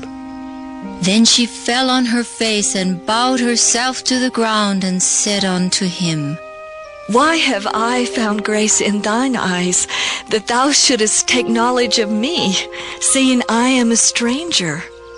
And Boaz answered and said unto her, It hath fully been showed me all that thou hast done unto thy mother-in-law since the death of thine husband, and how thou hast left thy father and thy mother, and the land of thy nativity, and art come unto a people which thou knewest not heretofore. The Lord recompense thy work, and a full reward be given thee of the Lord God of Israel, under whose wings thou art come to trust. Then she said, Let me find favor in thy sight, my Lord, for that thou hast comforted me, and for that thou hast spoken friendly unto thine handmaid, though I be not like unto one of thine handmaidens. And Boaz said unto her, At mealtime come thou hither, and eat of the bread, and dip thy morsel in the vinegar. And she sat beside the reapers, and he reached her parched corn, and she did eat, and was sufficed, and left. And when she was risen up to glean, Boaz commanded his young men, saying, Let her glean even among the sheaves, and reproach her not. And let fall also some of the handfuls of purpose for her, and leave them, that she may glean them, and rebuke her not. So she gleaned in the field until even, and beat out that she had gleaned, and it was about an ephah of barley. And she took it up and went into the city, and her mother-in-law saw what she had gleaned, and she brought forth and gave it to her that she had reserved after she was sufficed. And her mother-in-law said unto her, Where hast thou gleaned today? And where wroughtest thou? Blessed be he that did take knowledge of thee. And she showed her mother-in-law with whom she had wrought, and said, The man's name with whom I wrought today is Boaz. And Naomi said unto her daughter-in-law, Blessed be he of the Lord, who hath not left off his kindness to the living and to the dead. And Naomi said unto her, The man is near of kin unto us, one of our next kinsmen. And Ruth the Moabitess said, He said unto me also, Thou shalt keep fast by my young men until they have ended all my harvest. And Naomi said unto Ruth her daughter-in-law, It is good, my daughter, that thou go out with his maidens, that they meet thee not in any other field. So she kept fast by the maidens of Boaz to glean unto the end of barley harvest and of wheat harvest, and dwelt with her mother-in-law. Ruth chapter 3. Then Naomi her mother-in-law said unto her, My daughter, shall I not seek rest for thee, that it may be well with thee? And now is not Boaz of our kindred, with whose maidens thou wast? Behold, he winnoweth barley tonight in the threshing floor. Wash thyself, therefore, and anoint thee, and put thy raiment upon thee, and get thee down to the floor. But make not thyself known unto the man until he shall have done eating and drinking. And it shall be, when he lieth down, that thou shalt mark the place where he shall lie, and thou shalt go in and uncover his feet, and lay thee down, and he will tell thee what thou shalt do. And she said unto her, All that thou sayest unto me I will do. And she went down unto the floor, and did according to all that her mother-in-law bade her. And when Boaz had eaten and drunk, and his heart was merry, he went to lie down at the end of the heap of corn, and she came softly and uncovered his feet, and laid her down. And it came to pass at midnight that the man was afraid, and turned himself, and behold, a woman lay at his feet. And he said, Who art thou? And she answered, I am Ruth, thine handmaid. Spread therefore thy skirt over thine handmaid, for thou art a near kinsman. And he said, Blessed be thou of the Lord, my daughter, for thou hast showed more kindness in the latter end than at the beginning, inasmuch as thou followest not young men, whether poor or rich. And now, my daughter, fear not. I will do to thee all that thou requirest. For all the city of my people doth know that thou art a virtuous woman. And now it is true that I am thy near kinsman. Howbeit there is a kinsman nearer than I. Tarry this night, and it shall be in the morning, that if he will perform unto thee the part of a kinsman, well, let him do the kinsman's part. But if he will not do the part of a kinsman to thee, then will I do the part of a kinsman to thee, as the Lord liveth. Lie down until the morning. And she lay at his feet until the morning, and she rose up before one could know another. And he said, Let it not be known that a woman came into the floor. Also he said, Bring the veil that thou hast upon thee, and hold it. And when she held it, he measured 6 measures of barley, and laid it on her, and she went into the city. And when she came to her mother-in-law, she said, Who art thou, my daughter? And she told her all that the man had done to her. And she said, These 6 measures of barley gave he me, for he said to me, Go not empty unto thy mother-in-law. Then said she, Sit still, my daughter, until thou know how the matter will fall. For the man will not be in rest until he have finished the thing this day. Ruth chapter 4. Then went Boaz up to the gate, and sat him down there. And behold, the kinsman of whom Boaz spake came by, unto whom he said, Ho, such a one! Turn aside, sit down here. And he turned aside and sat down.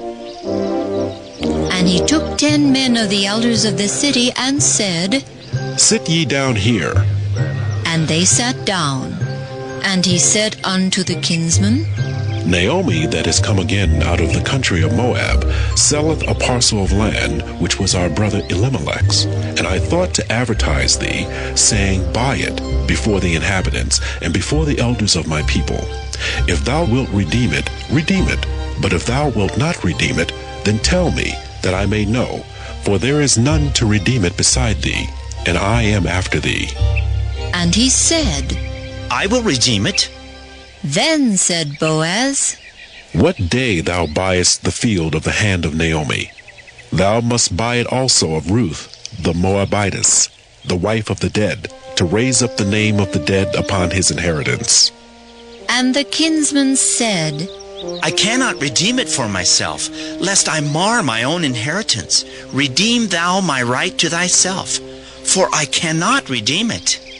Now this was the manner in former time in Israel concerning redeeming and concerning changing. For to confirm all things, a man plucked off his shoe and gave it to his neighbor, and this was a testimony in Israel. Therefore the kinsman said unto Boaz, Buy it for thee. So he drew off his shoe. And Boaz said unto the elders and unto all the people, Ye are witnesses this day, that I have bought all that was Elimelech's, and all that was Chilion's and Mahlon's of the hand of Naomi. Moreover, Ruth, the Moabitess, the wife of Mahlon, have I purchased to be my wife, to raise up the name of the dead upon his inheritance, that the name of the dead be not cut off from among his brethren. And from the gate of his place ye are witnesses this day. And all the people that were in the gate and the elders said, We are witnesses. The Lord make the woman that is come into thine house like Rachel and like Leah, which two did build the house of Israel. And do thou worthily in Ephratah, and be famous in Bethlehem. And let thy house be like the house of Pharez, whom Tamar bare unto Judah, of the seed which the Lord shall give thee of this young woman.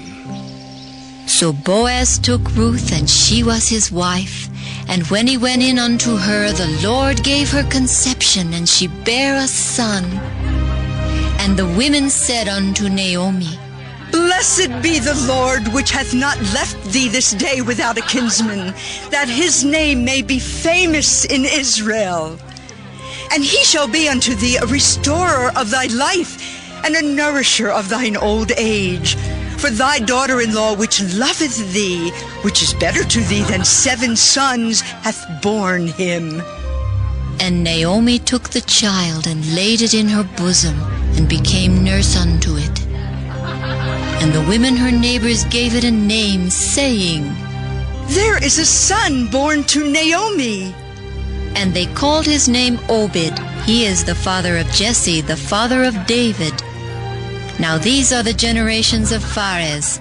Phares begat Hezron, and Hezron begat Ram, and Ram begat Amminadab, and Amminadab begat Nahshon, and Nahshon begat Salmon, and Salmon begat Boaz, and Boaz begat Obed, and Obed begat Jesse, and Jesse begat David.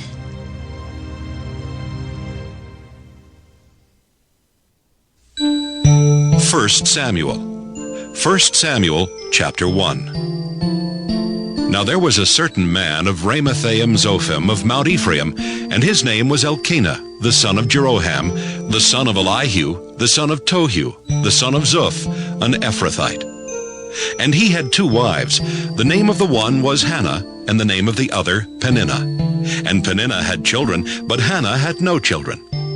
And this man went up out of his city yearly to worship and to sacrifice unto the Lord of hosts in Shiloh.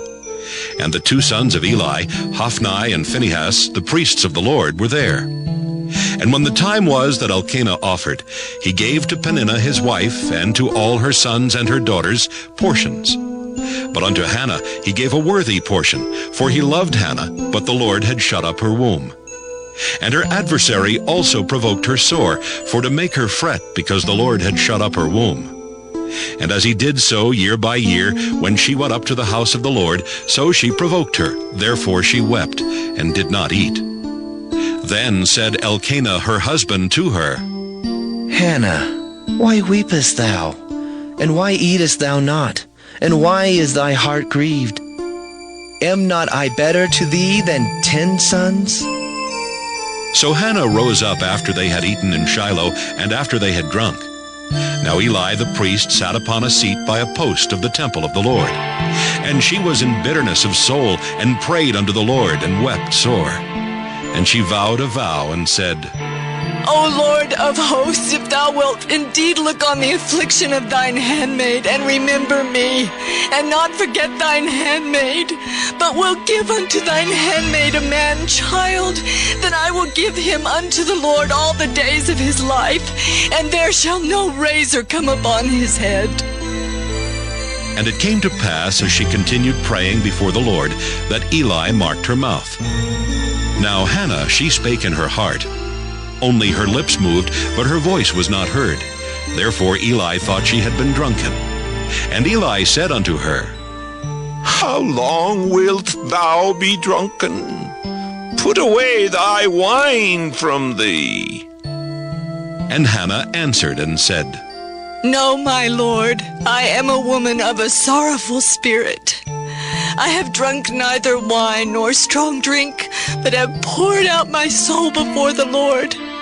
Count not thine handmaid for a daughter of Belial, for out of the abundance of my complaint and grief have I spoken hitherto.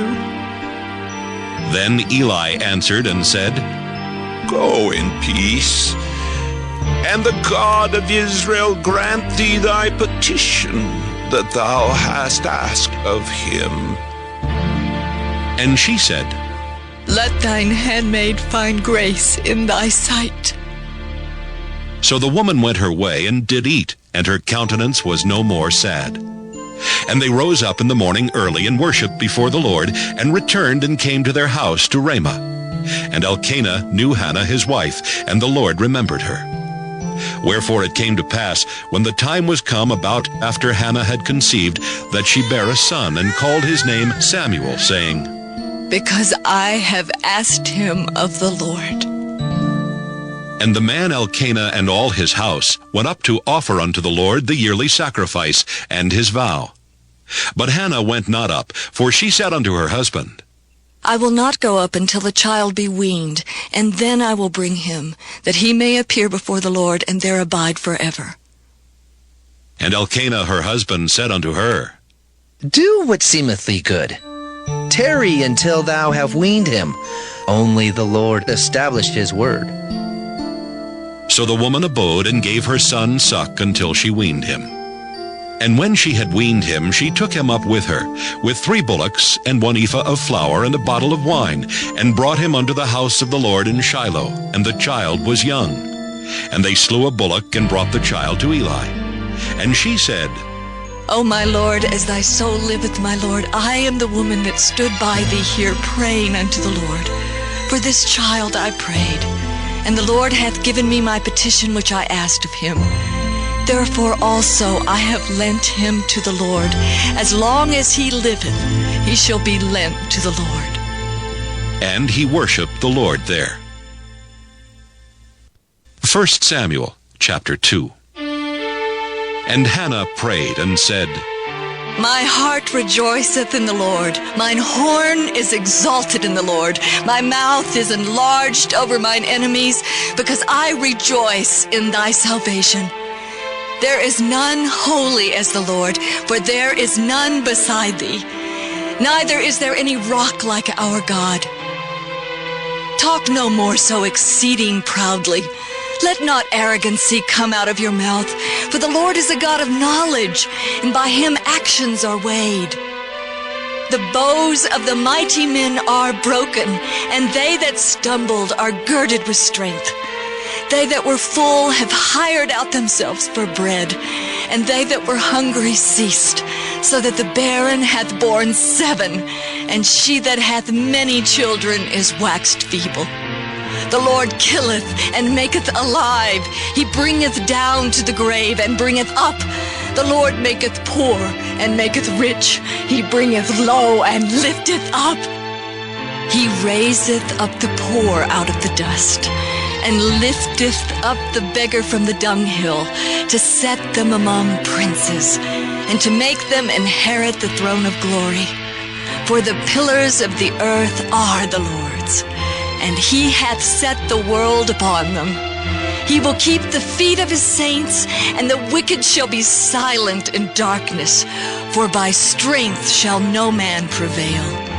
The adversaries of the Lord shall be broken to pieces. Out of heaven shall he thunder upon them. The Lord shall judge the ends of the earth, and he shall give strength unto his king, and exalt the horn of his anointed. And Elkanah went to Ramah to his house, and the child did minister unto the Lord before Eli the priest.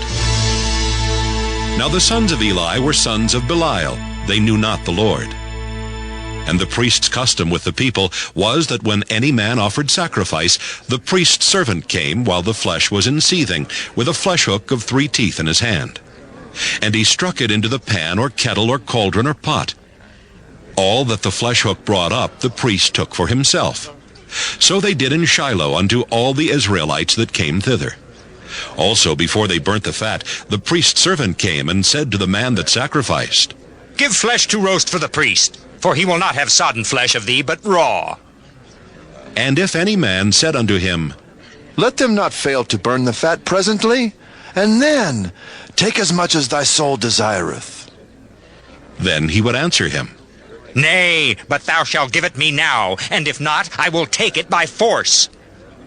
Wherefore the sin of the young men was very great before the Lord, for men abhorred the offering of the Lord. But Samuel ministered before the Lord, being a child girded with a linen ephod. Moreover, his mother made him a little coat, and brought it to him from year to year when she came up with her husband to offer the yearly sacrifice. And Eli blessed Elkanah and his wife, and said, The Lord give thee seed of this woman for the loan which is lent to the Lord. And they went unto their own home. And the Lord visited Hannah so that she conceived, and bare 3 sons and 2 daughters. And the child Samuel grew before the Lord. Now Eli was very old, and heard all that his sons did unto all Israel, and how they lay with the women that assembled at the door of the tabernacle of the congregation. And he said unto them, Why do ye such things? For I hear of your evil dealings by all this people. Nay, my sons, for it is no good report that I hear. Ye make the Lord's people to transgress. If one man sin against another, the judge shall judge him. But if a man sin against the Lord, who shall entreat for him? Notwithstanding, they hearkened not unto the voice of their father, because the Lord would slay them. And the child Samuel grew on, and was in favor both with the Lord and also with men. And there came a man of God unto Eli, and said unto him, Thus saith the Lord, Did I plainly appear unto the house of thy father, when they were in Egypt in Pharaoh's house? And did I choose him out of all the tribes of Israel to be my priest, to offer upon mine altar, to burn incense, to wear an ephod before me? And did I give unto the house of thy father all the offerings made by fire of the children of Israel? Wherefore kick ye at my sacrifice and at mine offering, which I have commanded in my habitation? And honorest thy sons above me, to make yourselves fat with the chiefest of all the offerings of Israel my people. Wherefore the Lord God of Israel saith, I said indeed that thy house and the house of thy father should walk before me forever. But now the Lord saith, Be it far from me, for them that honor me I will honor, and they that despise me shall be lightly esteemed. Behold, the days come that I will cut off thine arm, and the arm of thy father's house, that there shall not be an old man in thine house. And thou shalt see an enemy in my habitation, in all the wealth which God shall give Israel, and there shall not be an old man in thine house forever. And the man of thine, whom I shall not cut off from mine altar, shall be to consume thine eyes, and to grieve thine heart. And all the increase of thine house shall die in the flower of their age. And this shall be a sign unto thee, that shall come upon thy sons, on Hophni and Phinehas.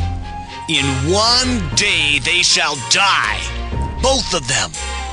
And I will raise me up a faithful priest, that shall do according to that which is in mine heart and in my mind. And I will build him a sure house, and he shall walk before mine anointed forever. And it shall come to pass that every one that is left in thine house shall come and crouch to him for a piece of silver and a morsel of bread, and shall say, Put me, I pray thee, into one of the priest's offices, that I may eat a piece of bread. 1 Samuel chapter 3. And the child Samuel ministered unto the Lord before Eli. And the word of the Lord was precious in those days. There was no open vision. And it came to pass at that time, when Eli was laid down in his place, and his eyes began to wax dim, that he could not see.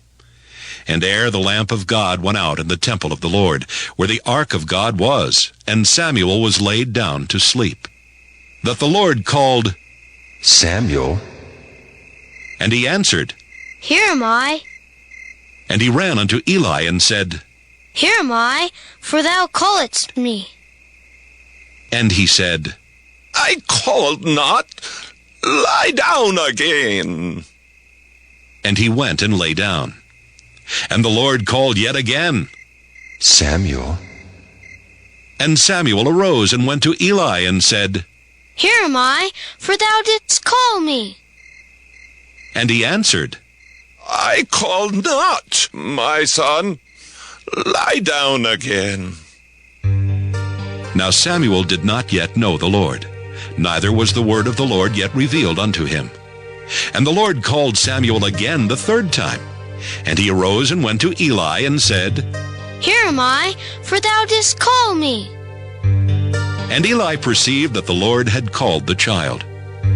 Therefore Eli said unto Samuel, Go, lie down, and it shall be, if he call thee, that thou shalt say, Speak, Lord, for thy servant heareth.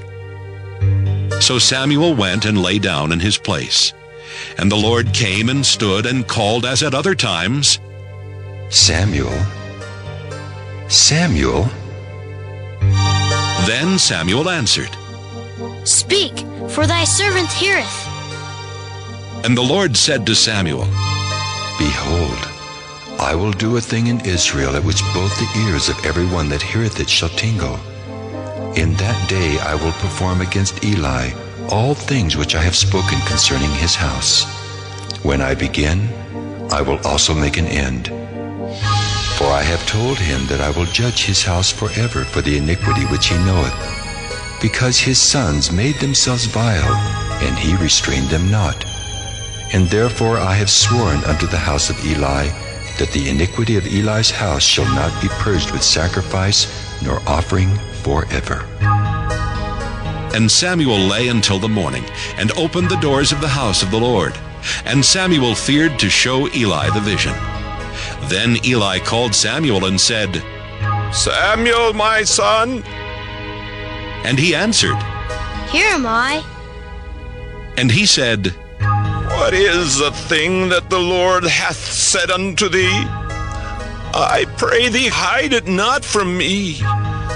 God do so to thee, and more also, if thou hide anything from me of all the things that he said unto thee. And Samuel told him every whit, and hid nothing from him. And he said, It is the Lord. Let him do what seemeth him good. And Samuel grew, and the Lord was with him, and did let none of his words fall to the ground. And all Israel, from Dan even to Beersheba, knew that Samuel was established to be a prophet of the Lord. And the Lord appeared again in Shiloh, for the Lord revealed himself to Samuel in Shiloh by the word of the Lord. 1 Samuel chapter 4. And the word of Samuel came to all Israel. Now Israel went out against the Philistines to battle, and pitched beside Ebenezer. And the Philistines pitched in Aphek. And the Philistines put themselves in array against Israel. And when they joined battle, Israel was smitten before the Philistines, and they slew of the army in the field about 4,000 men. And when the people were come into the camp, the elders of Israel said, Wherefore hath the Lord smitten us today before the Philistines? Let us fetch the ark of the covenant of the Lord out of Shiloh unto us, that when it cometh among us, it may save us out of the hand of our enemies. So the people sent to Shiloh, that they might bring from thence the ark of the covenant of the Lord of hosts, which dwelleth between the cherubims. And the two sons of Eli, Hophni and Phinehas, were there with the ark of the covenant of God. And when the ark of the covenant of the Lord came into the camp, all Israel shouted with a great shout, so that the earth rang again. And when the Philistines heard the noise of the shout, they said, What meaneth the noise of this great shout in the camp of the Hebrews? And they understood that the ark of the Lord was come into the camp. And the Philistines were afraid, for they said, God is come into the camp. And they said, Woe unto us, for there hath not been such a thing heretofore. Woe unto us! Who shall deliver us out of the hand of these mighty gods? These are the gods that smote the Egyptians with all the plagues in the wilderness. Be strong and quit yourselves like men, O ye Philistines, that ye be not servants unto the Hebrews as they have been to you. Quit yourselves like men and fight! And the Philistines fought, and Israel was smitten, and they fled every man into his tent. And there was a very great slaughter, for there fell of Israel 30,000 footmen. And the ark of God was taken, and the two sons of Eli, Hophni and Phinehas, were slain. And there ran a man of Benjamin out of the army, and came to Shiloh the same day with his clothes rent, and with earth upon his head. And when he came, lo, Eli sat upon a seat by the wayside watching. For his heart trembled for the ark of God. And when the man came into the city and told it, all the city cried out. And when Eli heard the noise of the crying, he said, What meaneth the noise of this tumult? And the man came in hastily and told Eli. Now Eli was 98 years old, and his eyes were dim that he could not see. And the man said unto Eli, I am he that came out of the army, and I fled today out of the army. And he said, What is there done, my son? And the messenger answered and said, Israel is fled before the Philistines, and there hath been also a great slaughter among the people. And thy 2 sons also, Hophni and Phinehas, are dead, and the ark of God is taken. And it came to pass, when he made mention of the ark of God, that he fell from off the seat backward by the side of the gate, and his neck brake, and he died. For he was an old man and heavy, and he had judged Israel 40 years. And his daughter-in-law, Phinehas' wife, was with child near to be delivered. And when she heard the tidings that the ark of God was taken, and that her father-in-law and her husband were dead, she bowed herself and travailed, for her pains came upon her. And about the time of her death, the women that stood by her said unto her, Fear not, for thou hast borne a son. But she answered not, neither did she regard it. And she named the child Ichabod, saying, The glory is departed from Israel. Because the ark of God was taken, and because of her father-in-law and her husband. And she said, The glory is departed from Israel, for the ark of God is taken. 1 Samuel chapter 5. And the Philistines took the ark of God, and brought it from Ebenezer unto Ashdod. When the Philistines took the ark of God, they brought it into the house of Dagon, and set it by Dagon. And when they of Ashdod arose early on the morrow, behold, Dagon was fallen upon his face to the earth before the ark of the Lord. And they took Dagon, and set him in his place again. And when they arose early on the morrow morning, behold, Dagon was fallen upon his face to the ground before the ark of the Lord. And the head of Dagon and both the palms of his hands were cut off upon the threshold. Only the stump of Dagon was left to him. Therefore neither the priests of Dagon, nor any that come into Dagon's house, tread on the threshold of Dagon in Ashdod unto this day. But the hand of the Lord was heavy upon them of Ashdod, and he destroyed them, and smote them with emerods, even Ashdod and the coasts thereof. And when the men of Ashdod saw that it was so, they said, The ark of the God of Israel shall not abide with us, for his hand is sore upon us, and upon Dagon our God. They sent therefore and gathered all the lords of the Philistines unto them, and said, What shall we do with the ark of the God of Israel? And they answered, Let the ark of the God of Israel be carried about unto Gath. And they carried the ark of the God of Israel about thither. And it was so that after they had carried it about, the hand of the Lord was against the city with a very great destruction. And he smote the men of the city, both small and great, and they had emerods in their secret parts. Therefore they sent the ark of God to Ekron.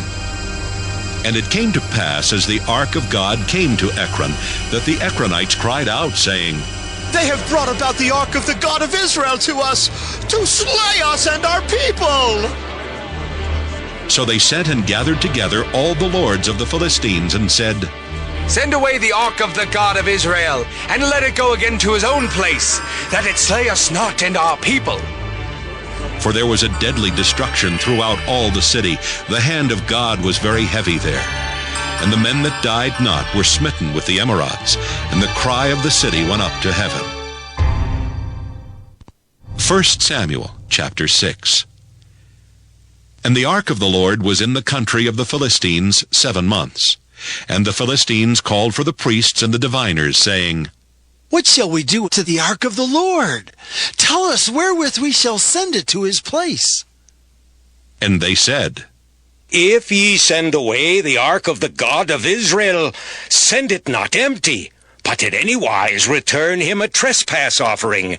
Then ye shall be healed, and it shall be known to you why his hand is not removed from you. Then said they, What shall be the trespass offering which we shall return to him? They answered, 5 golden emerods, and 5 golden mice, according to the number of the lords of the Philistines. For 1 plague was on you all, and on your lords. Wherefore ye shall make images of your emerods, and images of your mice, that mar the land. And ye shall give glory unto the God of Israel. peradventure he will lighten his hand from off you, and from off your gods, and from off your land. Wherefore then do ye harden your hearts, as the Egyptians and Pharaoh hardened their hearts? When he had wrought wonderfully among them, did they not let the people go, and they departed? Now therefore make a new cart, and take 2 milch kine, on which there hath come no yoke, and tie the kine to the cart, and bring their calves home from them. And take the ark of the Lord, and lay it upon the cart, and put the jewels of gold which ye return him for a trespass offering in a coffer by the side thereof, and send it away that it may go. And see if it goeth up by the way of his own coast to Bethshemesh. Then he hath done us this great evil. But if not, then we shall know that it is not his hand that smote us. It was a chance that happened to us. And the men did so, and took 2 milch kine, and tied them to the cart, and shut up their calves at home. And they laid the ark of the Lord upon the cart, and the coffer with the mice of gold and the images of their emerods. And the kine took the straight way to the way of Bethshemesh, and went along the highway, lowing as they went, and turned not aside to the right hand or to the left. And the lords of the Philistines went after them unto the border of Bethshemesh. And they of Bethshemesh were reaping their wheat harvest in the valley. And they lifted up their eyes and saw the ark, and rejoiced to see it. And the cart came into the field of Joshua, a Bethshemite, and stood there, where there was a great stone. And they clave the wood of the cart, and offered the kine a burnt offering unto the Lord. And the Levites took down the ark of the Lord, and the coffer that was with it, wherein the jewels of gold were, and put them on the great stone. And the men of Bethshemesh offered burnt offerings and sacrificed sacrifices the same day unto the Lord. And when the 5 lords of the Philistines had seen it, they returned to Ekron the same day. And these are the golden emerods which the Philistines returned for a trespass offering unto the Lord. For Ashdod 1, for Gaza 1, for Askelon 1, for Gath 1, for Ekron 1. And the golden mice, according to the number of all the cities of the Philistines, belonging to the 5 lords, both of fenced cities and of country villages, even unto the great stone of Abel, whereon they set down the ark of the Lord, which stone remaineth unto this day in the field of Joshua the Bethshemite. And he smote the men of Bethshemesh, because they had looked into the ark of the Lord. Even he smote of the people 50,000 and 60 men. And the people lamented, because the Lord had smitten many of the people with a great slaughter. And the men of Bethshemesh said, Who is able to stand before this holy Lord God? And to whom shall he go up from us? And they sent messengers to the inhabitants of Kirjath-jearim, saying, The Philistines have brought again the ark of the Lord. Come ye down, and fetch it up to you. 1 Samuel, chapter 7. And the men of Kirjath-jearim came and fetched up the ark of the Lord, and brought it into the house of Abinadab in the hill, and sanctified Eleazar his son to keep the ark of the Lord. And it came to pass, while the ark abode in Kirjath-jearim, that the time was long, for it was 20 years, and all the house of Israel lamented after the Lord.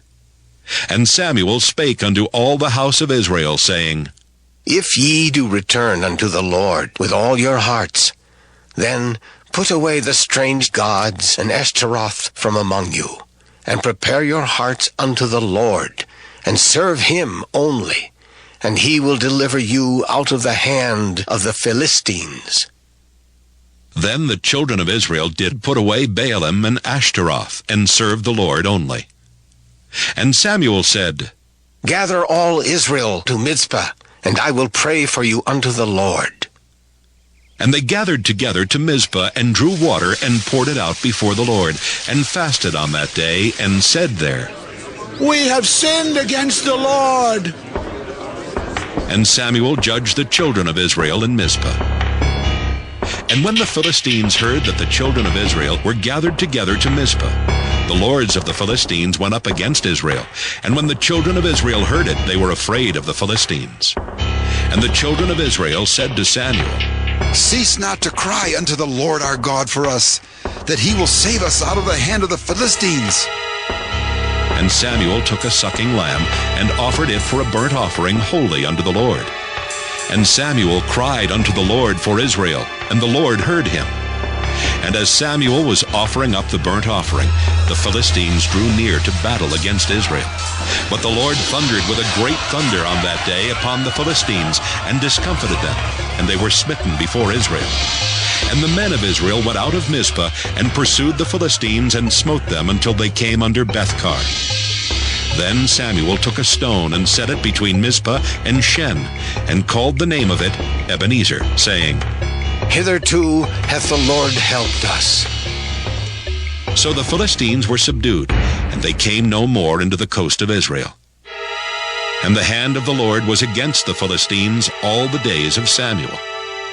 And the cities which the Philistines had taken from Israel were restored to Israel, from Ekron even unto Gath. And the coasts thereof did Israel deliver out of the hands of the Philistines. And there was peace between Israel and the Amorites. And Samuel judged Israel all the days of his life. And he went from year to year in circuit to Bethel and Gilgal and Mizpah, and judged Israel in all those places. And his return was to Ramah, for there was his house. And there he judged Israel, and there he built an altar unto the Lord. 1 Samuel chapter 8. And it came to pass, when Samuel was old, that he made his sons judges over Israel. Now the name of his firstborn was Joel, and the name of his second Abiah. They were judges in Beersheba. And his sons walked not in his ways, but turned aside after lucre, and took bribes, and perverted judgment. Then all the elders of Israel gathered themselves together, and came to Samuel unto Ramah, and said unto him, Behold, thou art old, and thy sons walk not in thy ways. Now make us a king to judge us like all the nations. But the thing displeased Samuel, when they said, Give us a king to judge us. And Samuel prayed unto the Lord. And the Lord said unto Samuel, Hearken unto the voice of the people in all that they say unto thee, for they have not rejected thee, but they have rejected me, that I should not reign over them, according to all the works which they have done since the day that I brought them up out of Egypt, even unto this day, wherewith they have forsaken me and served other gods. So do they also unto thee. Now therefore hearken unto their voice. Howbeit, yet protest solemnly unto them, and show them the manner of the king that shall reign over them. And Samuel told all the words of the Lord unto the people that asked of him a king. And he said, This will be the manner of the king that shall reign over you. He will take your sons, and appoint them for himself, for his chariots, and to be his horsemen, and some shall run before his chariots. And he will appoint him captains over thousands, and captains over 50s, and will set them to ear his ground, and to reap his harvest, and to make his instruments of war, and instruments of his chariots. And he will take your daughters to be confectionaries, and to be cooks, and to be bakers. And he will take your fields, and your vineyards, and your olive yards, even the best of them, and give them to his servants. And he will take the 10th of your seed, and of your vineyards, and give to his officers and to his servants. And he will take your men servants, and your maid servants, and your goodliest young men, and your asses, and put them to his work. He will take the 10th of your sheep, and ye shall be his servants. And ye shall cry out in that day because of your king, which ye shall have chosen you, and the Lord will not hear you in that day. Nevertheless, the people refused to obey the voice of Samuel, and they said, Nay, but we will have a king over us, that we also may be like all the nations, and that our king may judge us and go out before us and fight our battles. And Samuel heard all the words of the people, and he rehearsed them in the ears of the Lord. And the Lord said to Samuel, Hearken unto their voice, and make them a king. And Samuel said unto the men of Israel, Go ye every man unto his city. 1 Samuel chapter 9. Now there was a man of Benjamin whose name was Kish, the son of Abiel, the son of Zeror, the son of Bechorath, the son of Aphiah, a Benjamite, a mighty man of power. And he had a son whose name was Saul, a choice young man and a goodly.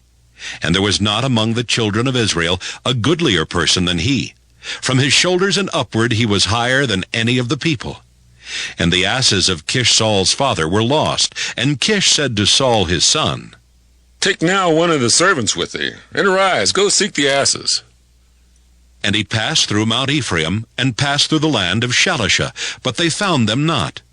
Then they passed through the land of Shalem, and there they were not. And he passed through the land of the Benjamites, but they found them not. And when they were come to the land of Zuph, Saul said to his servant that was with him, Come, and let us return, lest my father leave caring for the asses, and take thought for us. And he said unto him, Behold now, there is in this city a man of God, and he is an honorable man. All that he saith cometh surely to pass. Now let us go thither. Peradventure he can show us our way that we should go. Then said Saul to his servant, But behold, if we go, what shall we bring the man? For the bread is spent in our vessels, and there is not a present to bring to the man of God. What have we? And the servant answered Saul again and said, Behold, I have here at hand the 4th part of a shekel of silver. That will I give to the man of God to tell us our way. Beforetime in Israel, when a man went to inquire of God, thus he spake, Come, and let us go to the seer.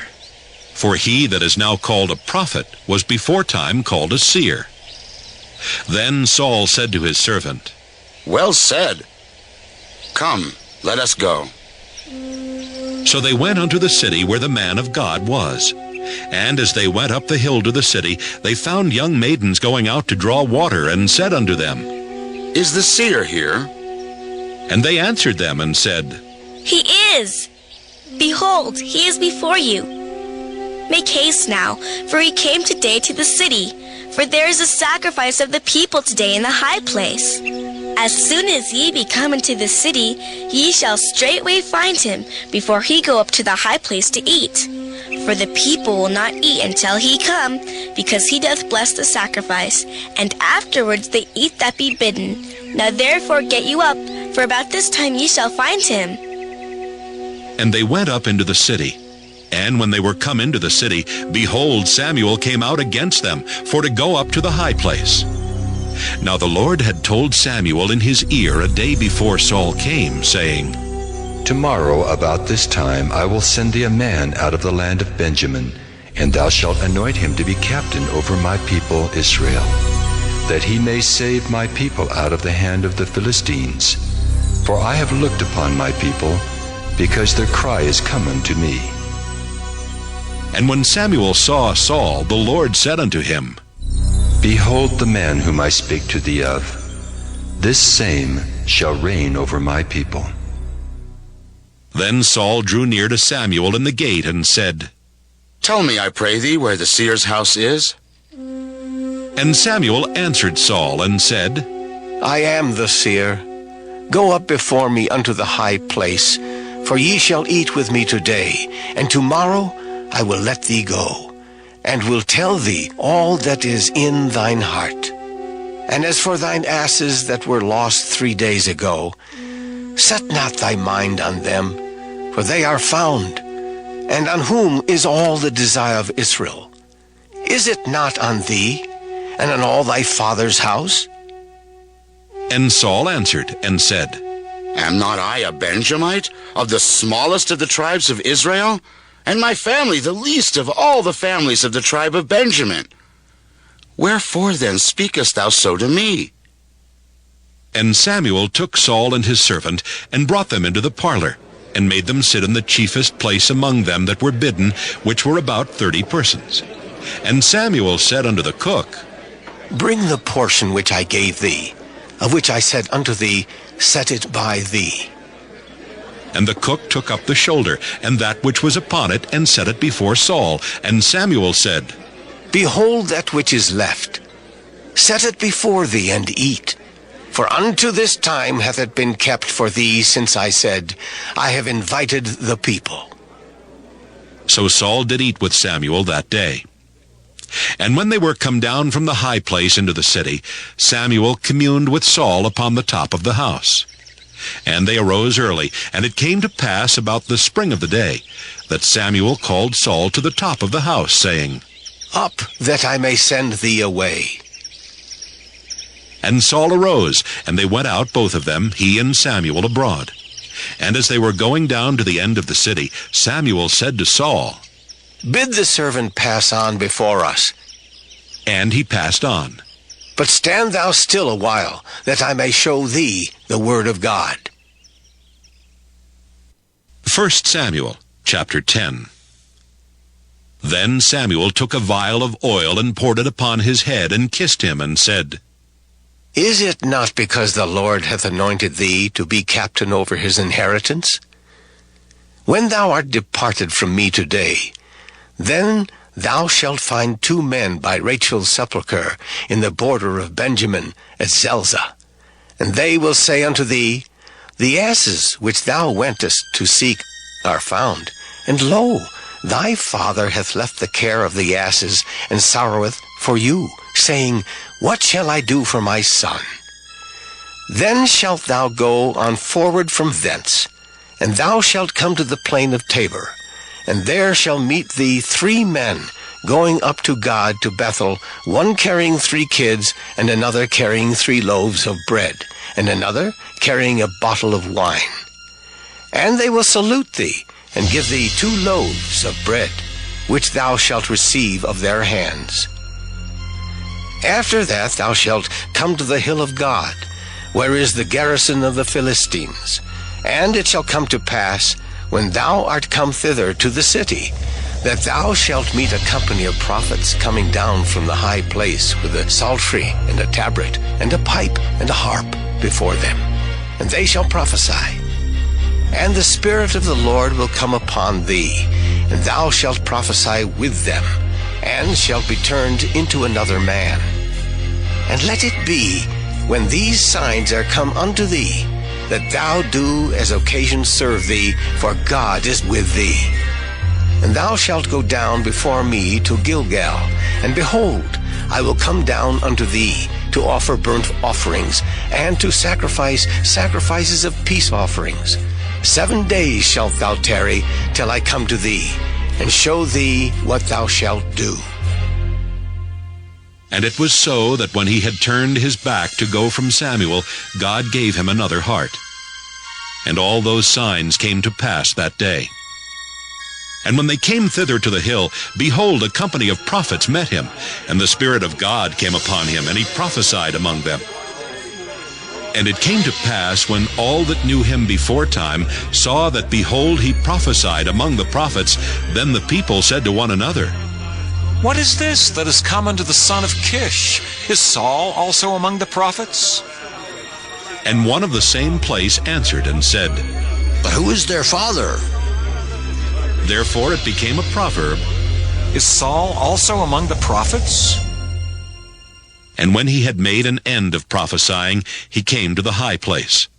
And Saul's uncle said unto him and to his servant, Whither went ye? And he said, To seek the asses. And when we saw that they were nowhere, we came to Samuel. And Saul's uncle said, Tell me, I pray thee, what Samuel said unto you. And Saul said unto his uncle, He told us plainly that the asses were found. But of the matter of the kingdom whereof Samuel spake, he told him not. And Samuel called the people together unto the Lord to Mizpah, and said unto the children of Israel, Thus saith the Lord God of Israel, I brought up Israel out of Egypt, and delivered you out of the hand of the Egyptians, and out of the hand of all kingdoms, and of them that oppressed you. And ye have this day rejected your God, who himself saved you out of all your adversities and your tribulations. And ye have said unto him, Nay, but set a king over us. Now therefore present yourselves before the Lord by your tribes and by your thousands. And when Samuel had caused all the tribes of Israel to come near, the tribe of Benjamin was taken. When he had caused the tribe of Benjamin to come near by their families, the family of Matri was taken, and Saul the son of Kish was taken. And when they sought him, he could not be found. Therefore they inquired of the Lord further, if the man should yet come thither. And the Lord answered, Behold, he hath hid himself among the stuff. And they ran and fetched him thence. And when he stood among the people, he was higher than any of the people from his shoulders and upward. And Samuel said to all the people, See ye him whom the Lord hath chosen, that there is none like him among all the people. And all the people shouted and said, God save the king! Then Samuel told the people the manner of the kingdom, and wrote it in a book, and laid it up before the Lord. And Samuel sent all the people away, every man to his house. And Saul also went home to Gibeah, and there went with him a band of men whose hearts God had touched. But the children of Belial said, How shall this man save us? And they despised him, and brought him no presents, but he held his peace. 1 Samuel chapter 11. Then Nahash the Ammonite came up, and encamped against Jabesh Gilead, and all the men of Jabesh said unto Nahash, Make a covenant with us, and we will serve thee. And Nahash the Ammonite answered them, On this condition will I make a covenant with you, that I may thrust out all your right eyes, and lay it for a reproach upon all Israel. And the elders of Jabesh said unto him, Give us 7 days' respite, that we may send messengers unto all the coasts of Israel. And then, if there be no man to save us, we will come out to thee.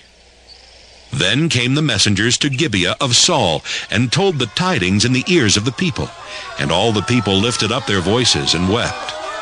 And behold, Saul came after the herd out of the field, and Saul said, What aileth the people that they weep? And they told him the tidings of the men of Jabesh. And the Spirit of God came upon Saul when he heard those tidings, and his anger was kindled greatly. And he took a yoke of oxen and hewed them in pieces, and sent them throughout all the coasts of Israel by the hands of messengers, saying, Whosoever cometh not forth after Saul and after Samuel, so shall it be done unto his oxen. And the fear of the Lord fell on the people, and they came out with one consent. And when he numbered them in Bezek, the children of Israel were 300,000, and the men of Judah 30,000.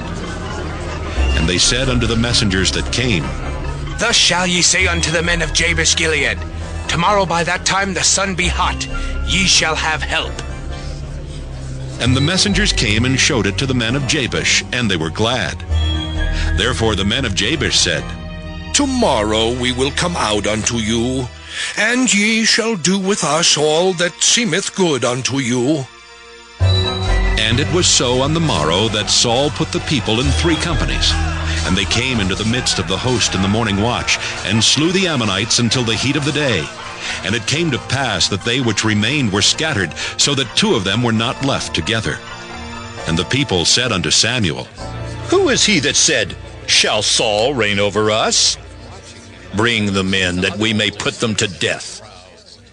And Saul said, There shall not a man be put to death this day. For today the Lord hath wrought salvation in Israel. Then said Samuel to the people, Come, and let us go to Gilgal, and renew the kingdom there. And all the people went to Gilgal, and there they made Saul king before the Lord in Gilgal. And there they sacrificed sacrifices of peace offerings before the Lord. And there Saul and all the men of Israel rejoiced greatly. 1 Samuel chapter 12.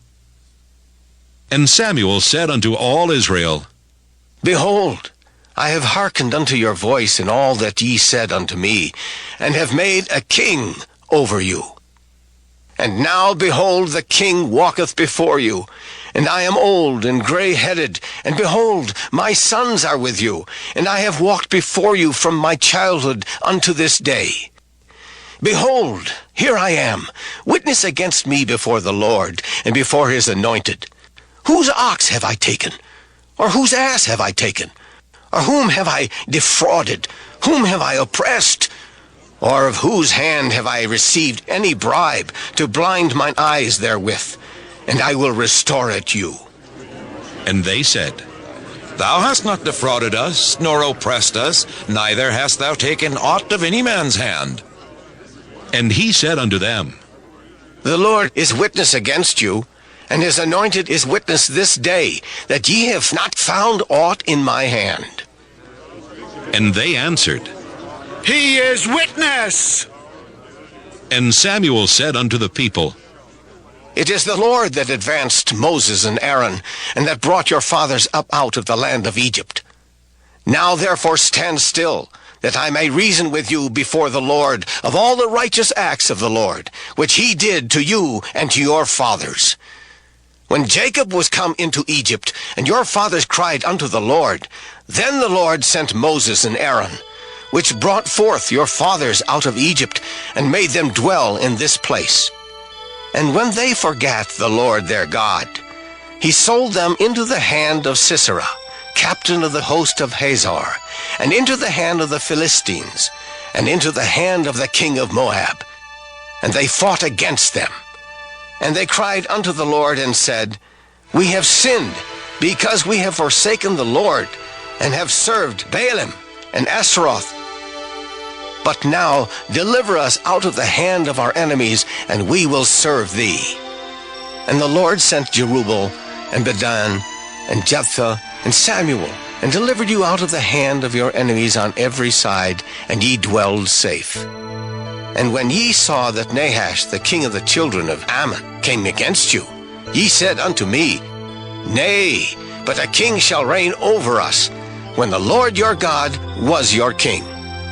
Now, therefore, behold the king whom ye have chosen, and whom ye have desired.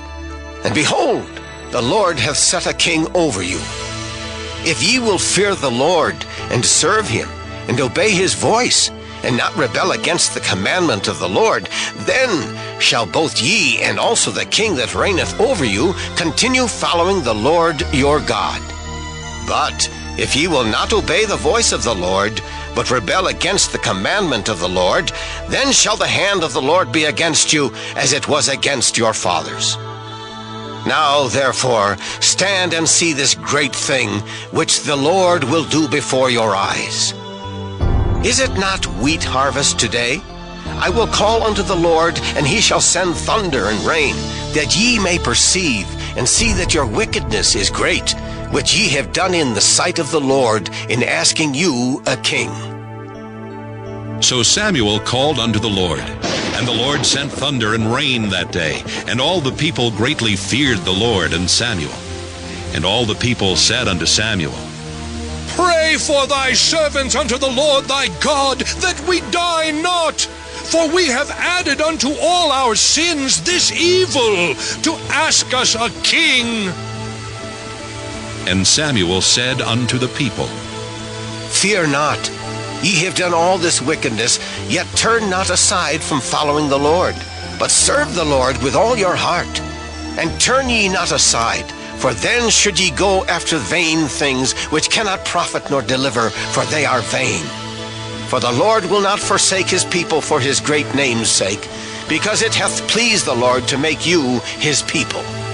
Moreover, as for me, God forbid that I should sin against the Lord in ceasing to pray for you, but I will teach you the good and the right way.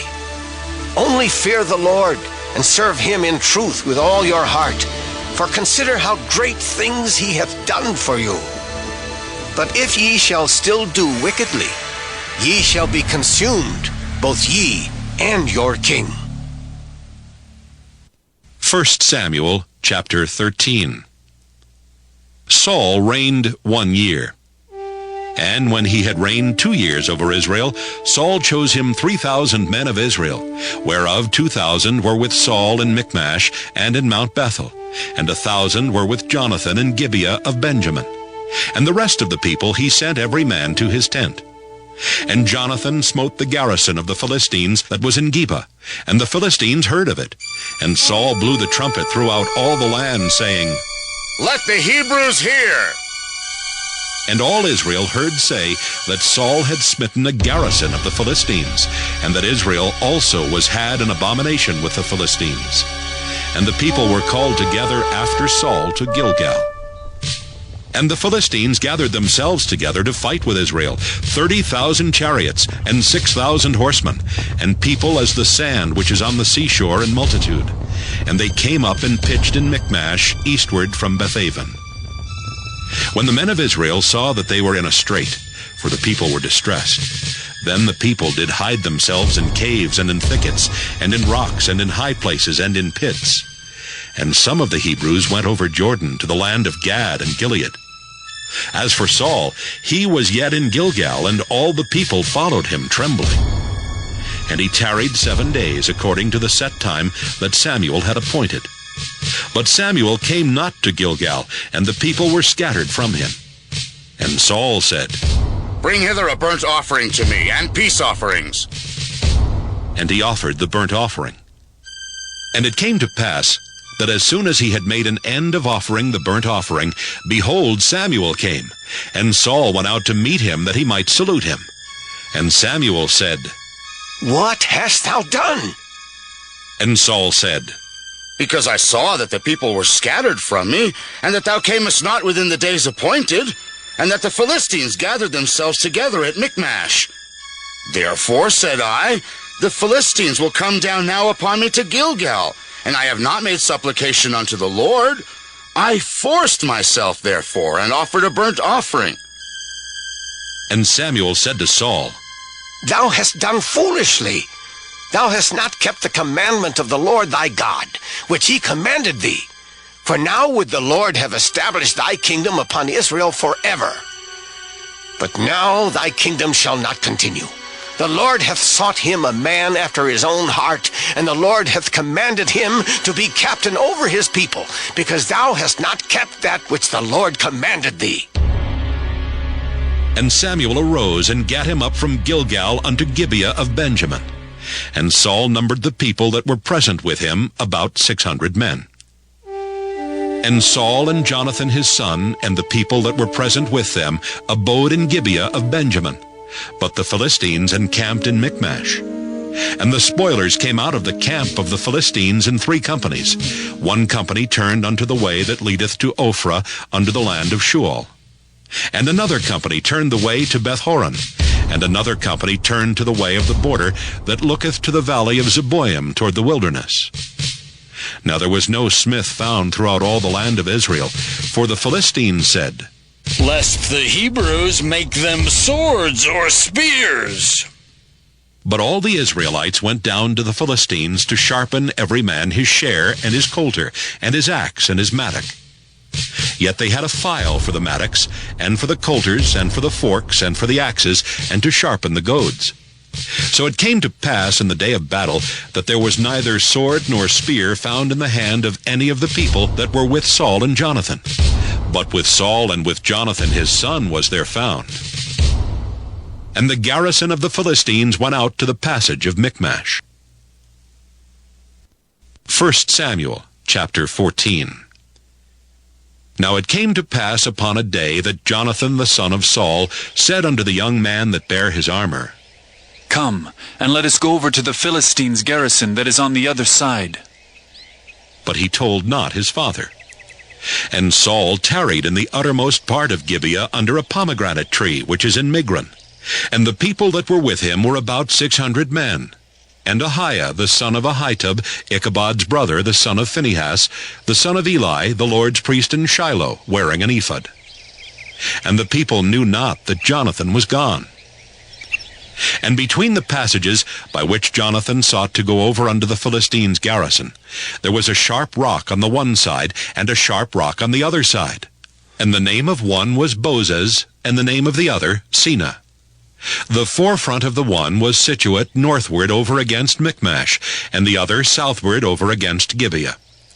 And Jonathan said to the young man that bare his armor, Come, and let us go over unto the garrison of these uncircumcised. It may be that the Lord will work for us. For there is no restraint to the Lord to save by many or by few. And his armor-bearer said unto him, Do all that is in thine heart. Turn thee. Behold, I am with thee according to thy heart. Then said Jonathan, Behold, we will pass over unto these men, and we will discover ourselves unto them. If they say unto us, Tarry until we come to you, then we will stand still in our place, and will not go up unto them. But if they say thus, Come up unto us, then we will go up, for the Lord hath delivered them into our hand, and this shall be a sign unto us. And both of them discovered themselves unto the garrison of the Philistines. And the Philistines said, Behold, the Hebrews come forth out of the holes where they had hid themselves. And the men of the garrison answered Jonathan and his armor-bearer, and said, Come up to us, and we will show you a thing. And Jonathan said unto his armor-bearer, Come up after me, for the Lord hath delivered them into the hand of Israel. And Jonathan climbed up upon his hands and upon his feet, and his armor-bearer after him. And they fell before Jonathan, and his armor-bearer slew after him.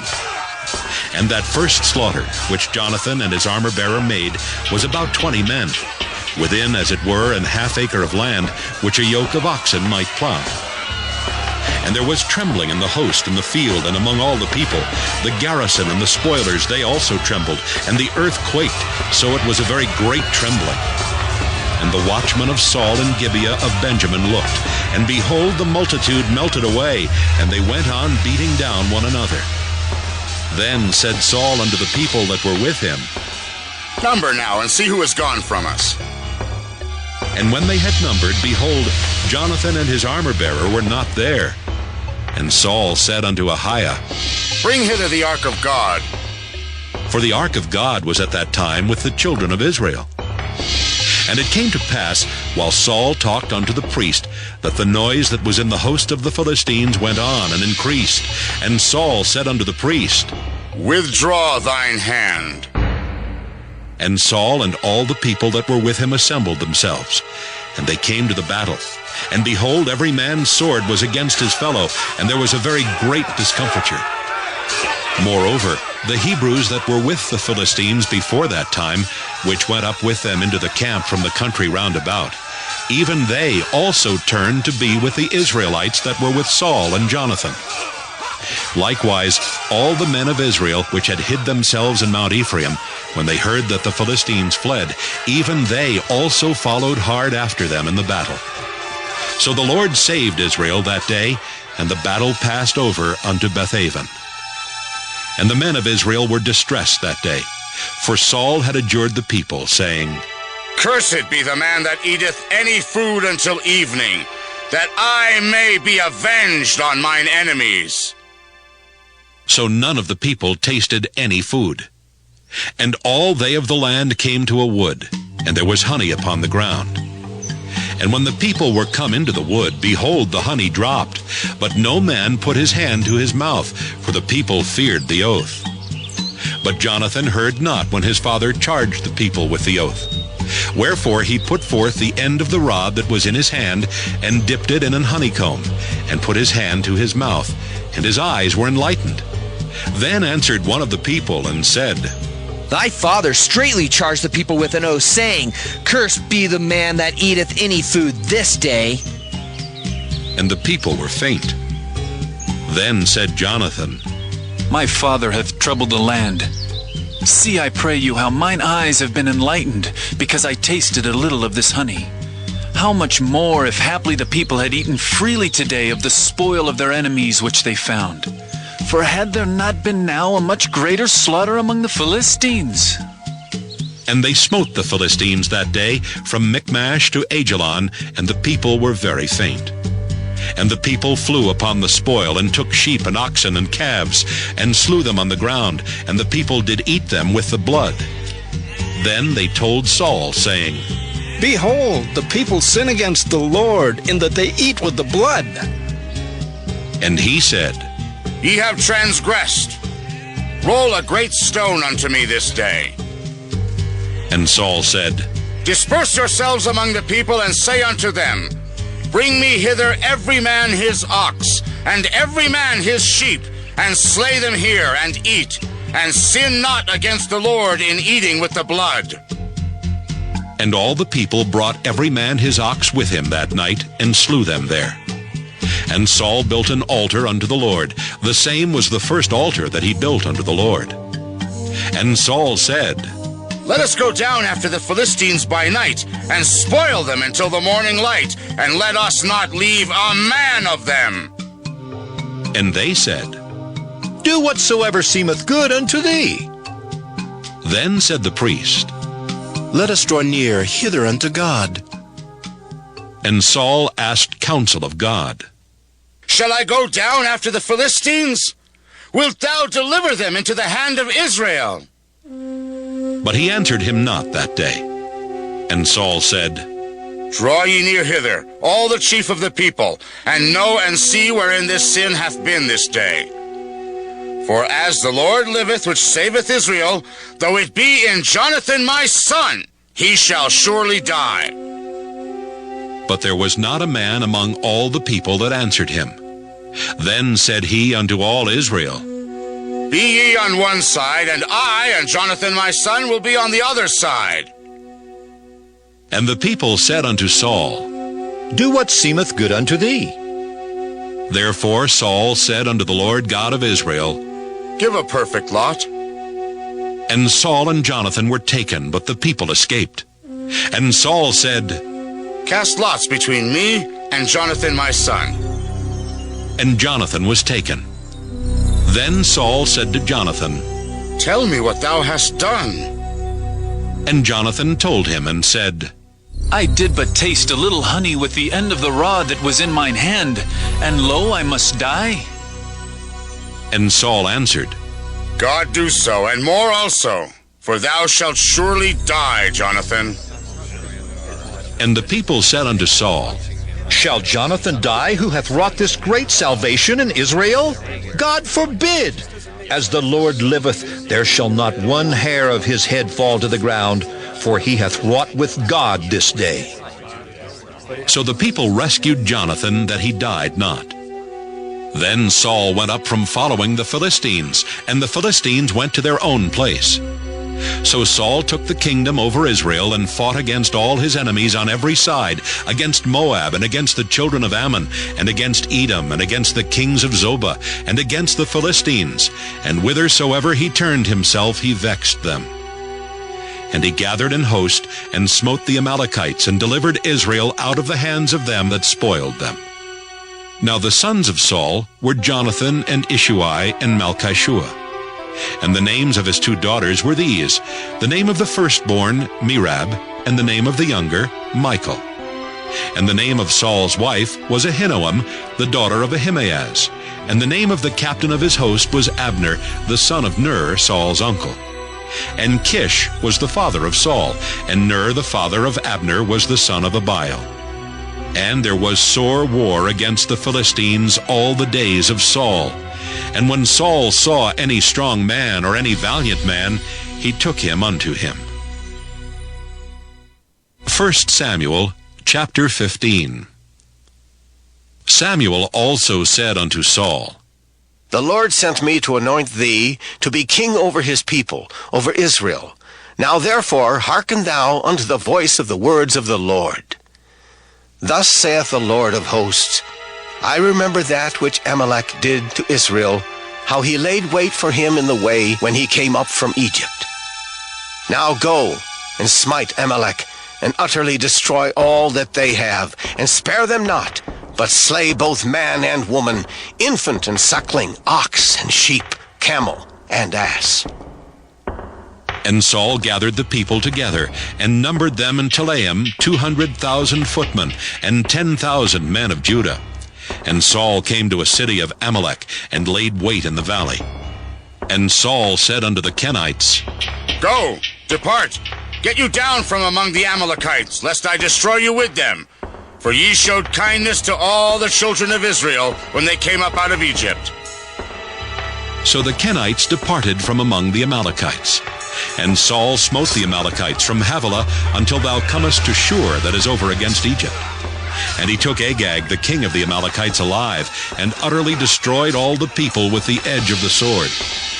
But Saul and the people spared Agag, and the best of the sheep, and of the oxen, and of the fatlings, and the lambs, and all that was good, and would not utterly destroy them. But everything that was vile and refuse, that they destroyed utterly. Then came the word of the Lord unto Samuel, saying, It repenteth me that I have set up Saul to be king, for he is turned back from following me, and hath not performed my commandments. And it grieved Samuel, and he cried unto the Lord all night. And when Samuel rose early to meet Saul in the morning, it was told Samuel, saying, Saul came to Carmel, and behold, he set him up a place, and is gone about, and passed on and gone down to Gilgal.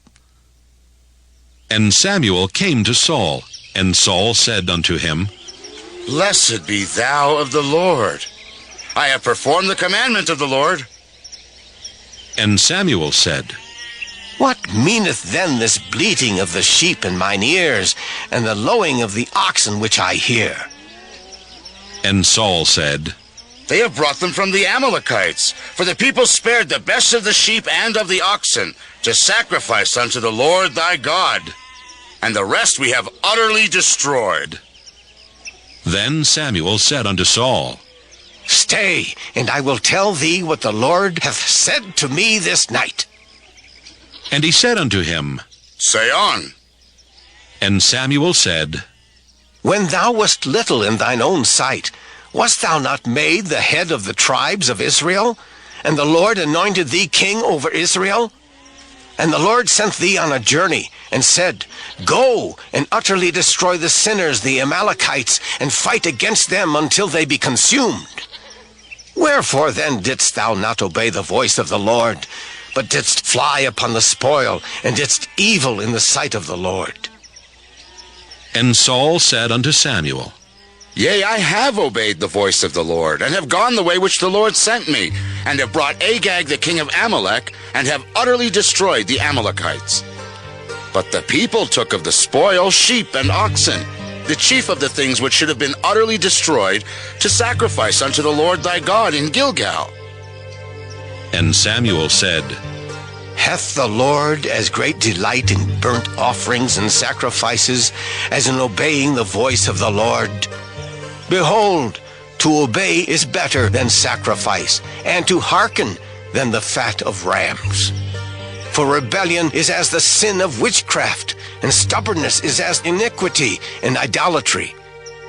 Because thou hast rejected the word of the Lord, he hath also rejected thee from being king. And Saul said unto Samuel, I have sinned, for I have transgressed the commandment of the Lord and thy words, because I feared the people and obeyed their voice. Now therefore I pray thee, pardon my sin, and turn again with me that I may worship the Lord. And Samuel said unto Saul, I will not return with thee, for thou hast rejected the word of the Lord, and the Lord hath rejected thee from being king over Israel. And as Samuel turned about to go away, he laid hold upon the skirt of his mantle, and it rent. And Samuel said unto him, The Lord hath rent the kingdom of Israel from thee this day, and hath given it to a neighbor of thine that is better than thou. And also the strength of Israel will not lie nor repent, for he is not a man that he should repent. Then he said, I have sinned. Yet honor me now, I pray thee, before the elders of my people, and before Israel, and turn again with me, that I may worship the Lord thy God. So Samuel turned again after Saul, and Saul worshipped the Lord. Then said Samuel, Bring ye hither to me Agag the king of the Amalekites. And Agag came unto him delicately. And Agag said, Surely the bitterness of death is past. And Samuel said, As thy sword hath made women childless, so shall thy mother be childless among women. And Samuel hewed Agag in pieces before the Lord in Gilgal. Then Samuel went to Ramah, and Saul went up to his house to Gibeah of Saul. And Samuel came no more to see Saul until the day of his death. Nevertheless, Samuel mourned for Saul, and the Lord repented that he had made Saul king over Israel. 1 Samuel chapter 16. And the Lord said unto Samuel, How long wilt thou mourn for Saul, seeing I have rejected him from reigning over Israel? Fill thine horn with oil and go. I will send thee to Jesse the Bethlehemite, for I have provided me a king among his sons. And Samuel said, How can I go? If Saul hear it, he will kill me. And the Lord said, Take an heifer with thee, and say, I am come to sacrifice to the Lord. And call Jesse to the sacrifice. And I will show thee what thou shalt do. And thou shalt anoint unto me him whom I name unto thee. And Samuel did that which the Lord spake, and came to Bethlehem. And the elders of the town trembled at his coming, and said, Comest thou peaceably? And he said, Peaceably. I am come to sacrifice unto the Lord. Sanctify yourselves, and come with me to the sacrifice. And he sanctified Jesse and his sons, and called them to the sacrifice. And it came to pass, when they were come, that he looked on Eliab, and said, Surely the Lord's anointed is before him. But the Lord said unto Samuel, Look not on his countenance, or on the height of his stature, because I have refused him. For the Lord seeth not as man seeth. For man looketh on the outward appearance, but the Lord looketh on the heart. Then Jesse called Abinadab, and made him pass before Samuel, and he said, Neither hath the Lord chosen this. Then Jesse made Shammah to pass by, and he said, Neither hath the Lord chosen this. Again Jesse made 7 of his sons to pass before Samuel. And Samuel said unto Jesse, The Lord hath not chosen these. And Samuel said unto Jesse, Are here all thy children? And he said, There remaineth yet the youngest, and behold, he keepeth the sheep. And Samuel said unto Jesse, Send and fetch him, for we will not sit down till he come hither. And he sent and brought him in. Now he was ruddy, and withal of a beautiful countenance, and goodly to look to. And the Lord said, Arise, anoint him, for this is he.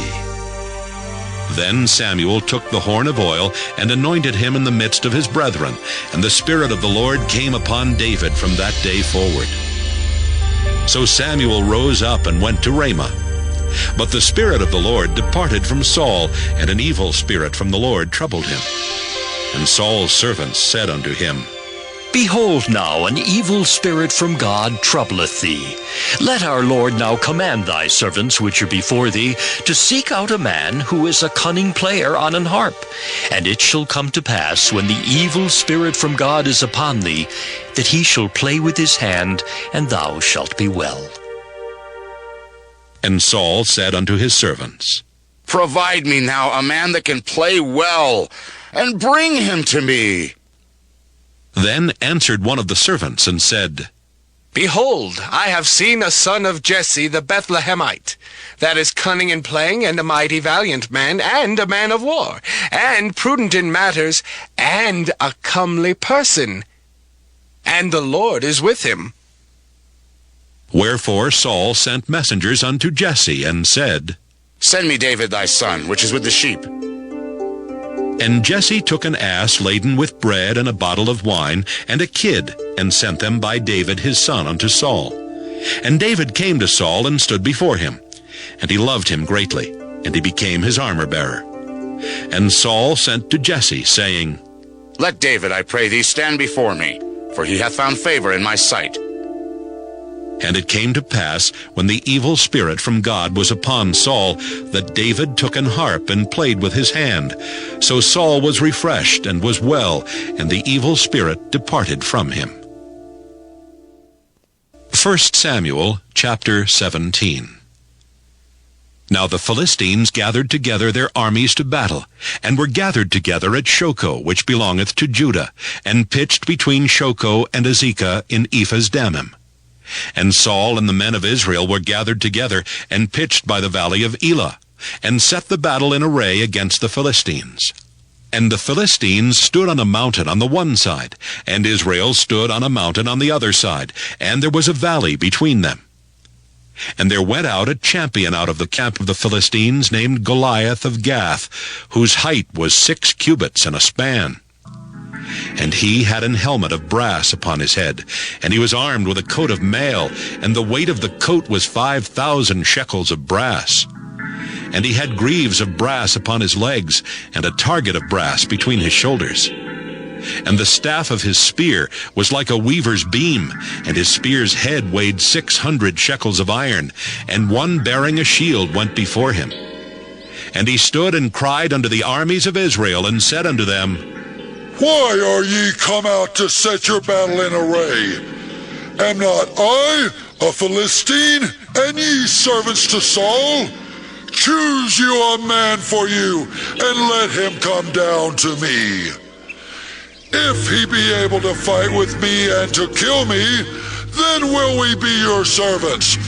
But if I prevail against him and kill him, then shall ye be our servants and serve us. And the Philistines said, I defy the armies of Israel this day. Give me a man, that we may fight together.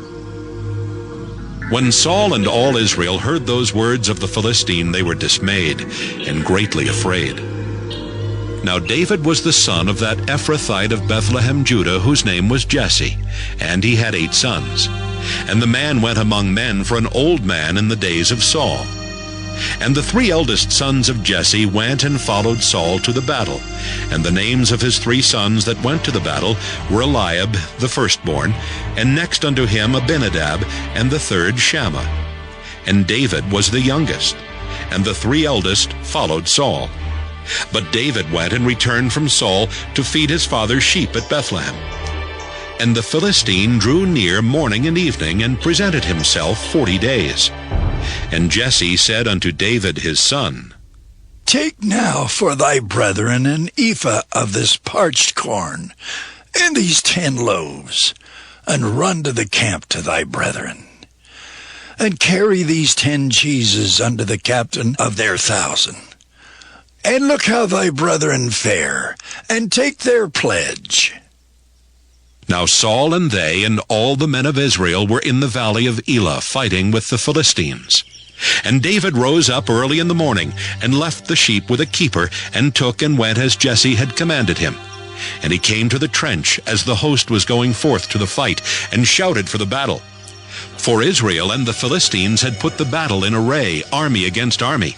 And David left his carriage in the hand of the keeper of the carriage, and ran into the army, and came and saluted his brethren. And as he talked with them, behold, there came up the champion, the Philistine of Gath, Goliath by name, out of the armies of the Philistines, and spake according to the same words, and David heard them. And all the men of Israel, when they saw the man, fled from him, and were sore afraid. And the men of Israel said, Have ye seen this man that is come up? Surely to defy Israel is he come up, and it shall be that the man who killeth him, the king will enrich him with great riches, and will give him his daughter, and make his father's house free in Israel. And David spake to the men that stood by him, saying, What shall be done to the man that killeth this Philistine, and taketh away the reproach from Israel? For who is this uncircumcised Philistine, that he should defy the armies of the living God? And the people answered him after this manner, saying, So shall it be done to the man that killeth him. And Eliab his eldest brother heard when he spake unto the men. And Eliab's anger was kindled against David, and he said, Why camest thou down hither? And with whom hast thou left those few sheep in the wilderness? I know thy pride and the naughtiness of thine heart, for thou art come down that thou mightest see the battle. And David said, What have I now done? Is there not a cause? And he turned from him toward another, and spake after the same manner. And the people answered him again after the former manner. And when the words were heard which David spake, they rehearsed them before Saul, and he sent for him. And David said to Saul, Let no man's heart fail because of him. Thy servant will go and fight with this Philistine. And Saul said to David, Thou art not able to go against this Philistine to fight with him, for thou art but a youth, and he a man of war from his youth. And David said unto Saul, Thy servant kept his father's sheep, and there came a lion and a bear, and took a lamb out of the flock. And I went out after him, and smote him, and delivered it out of his mouth. And when he arose against me, I caught him by his beard, and smote him, and slew him. Thy servant slew both the lion and the bear, and this uncircumcised Philistine shall be as one of them, seeing he hath defied the armies of the living God. David said moreover, The Lord that delivered me out of the paw of the lion, and out of the paw of the bear, he will deliver me out of the hand of this Philistine. And Saul said unto David, Go, and the Lord be with thee. And Saul armed David with his armor, and he put an helmet of brass upon his head. Also he armed him with a coat of mail. And David girded his sword upon his armor, and he essayed to go, for he had not proved it. And David said unto Saul, I cannot go with these, for I have not proved them. And David put them off him. And he took his staff in his hand, and chose him 5 smooth stones out of the brook, and put them in a shepherd's bag which he had, even in a scrip. And his sling was in his hand, and he drew near to the Philistine. And the Philistine came on and drew near unto David, and the man that bare the shield went before him. And when the Philistine looked about and saw David, he disdained him, for he was but a youth, and ruddy, and of a fair countenance. And the Philistine said unto David,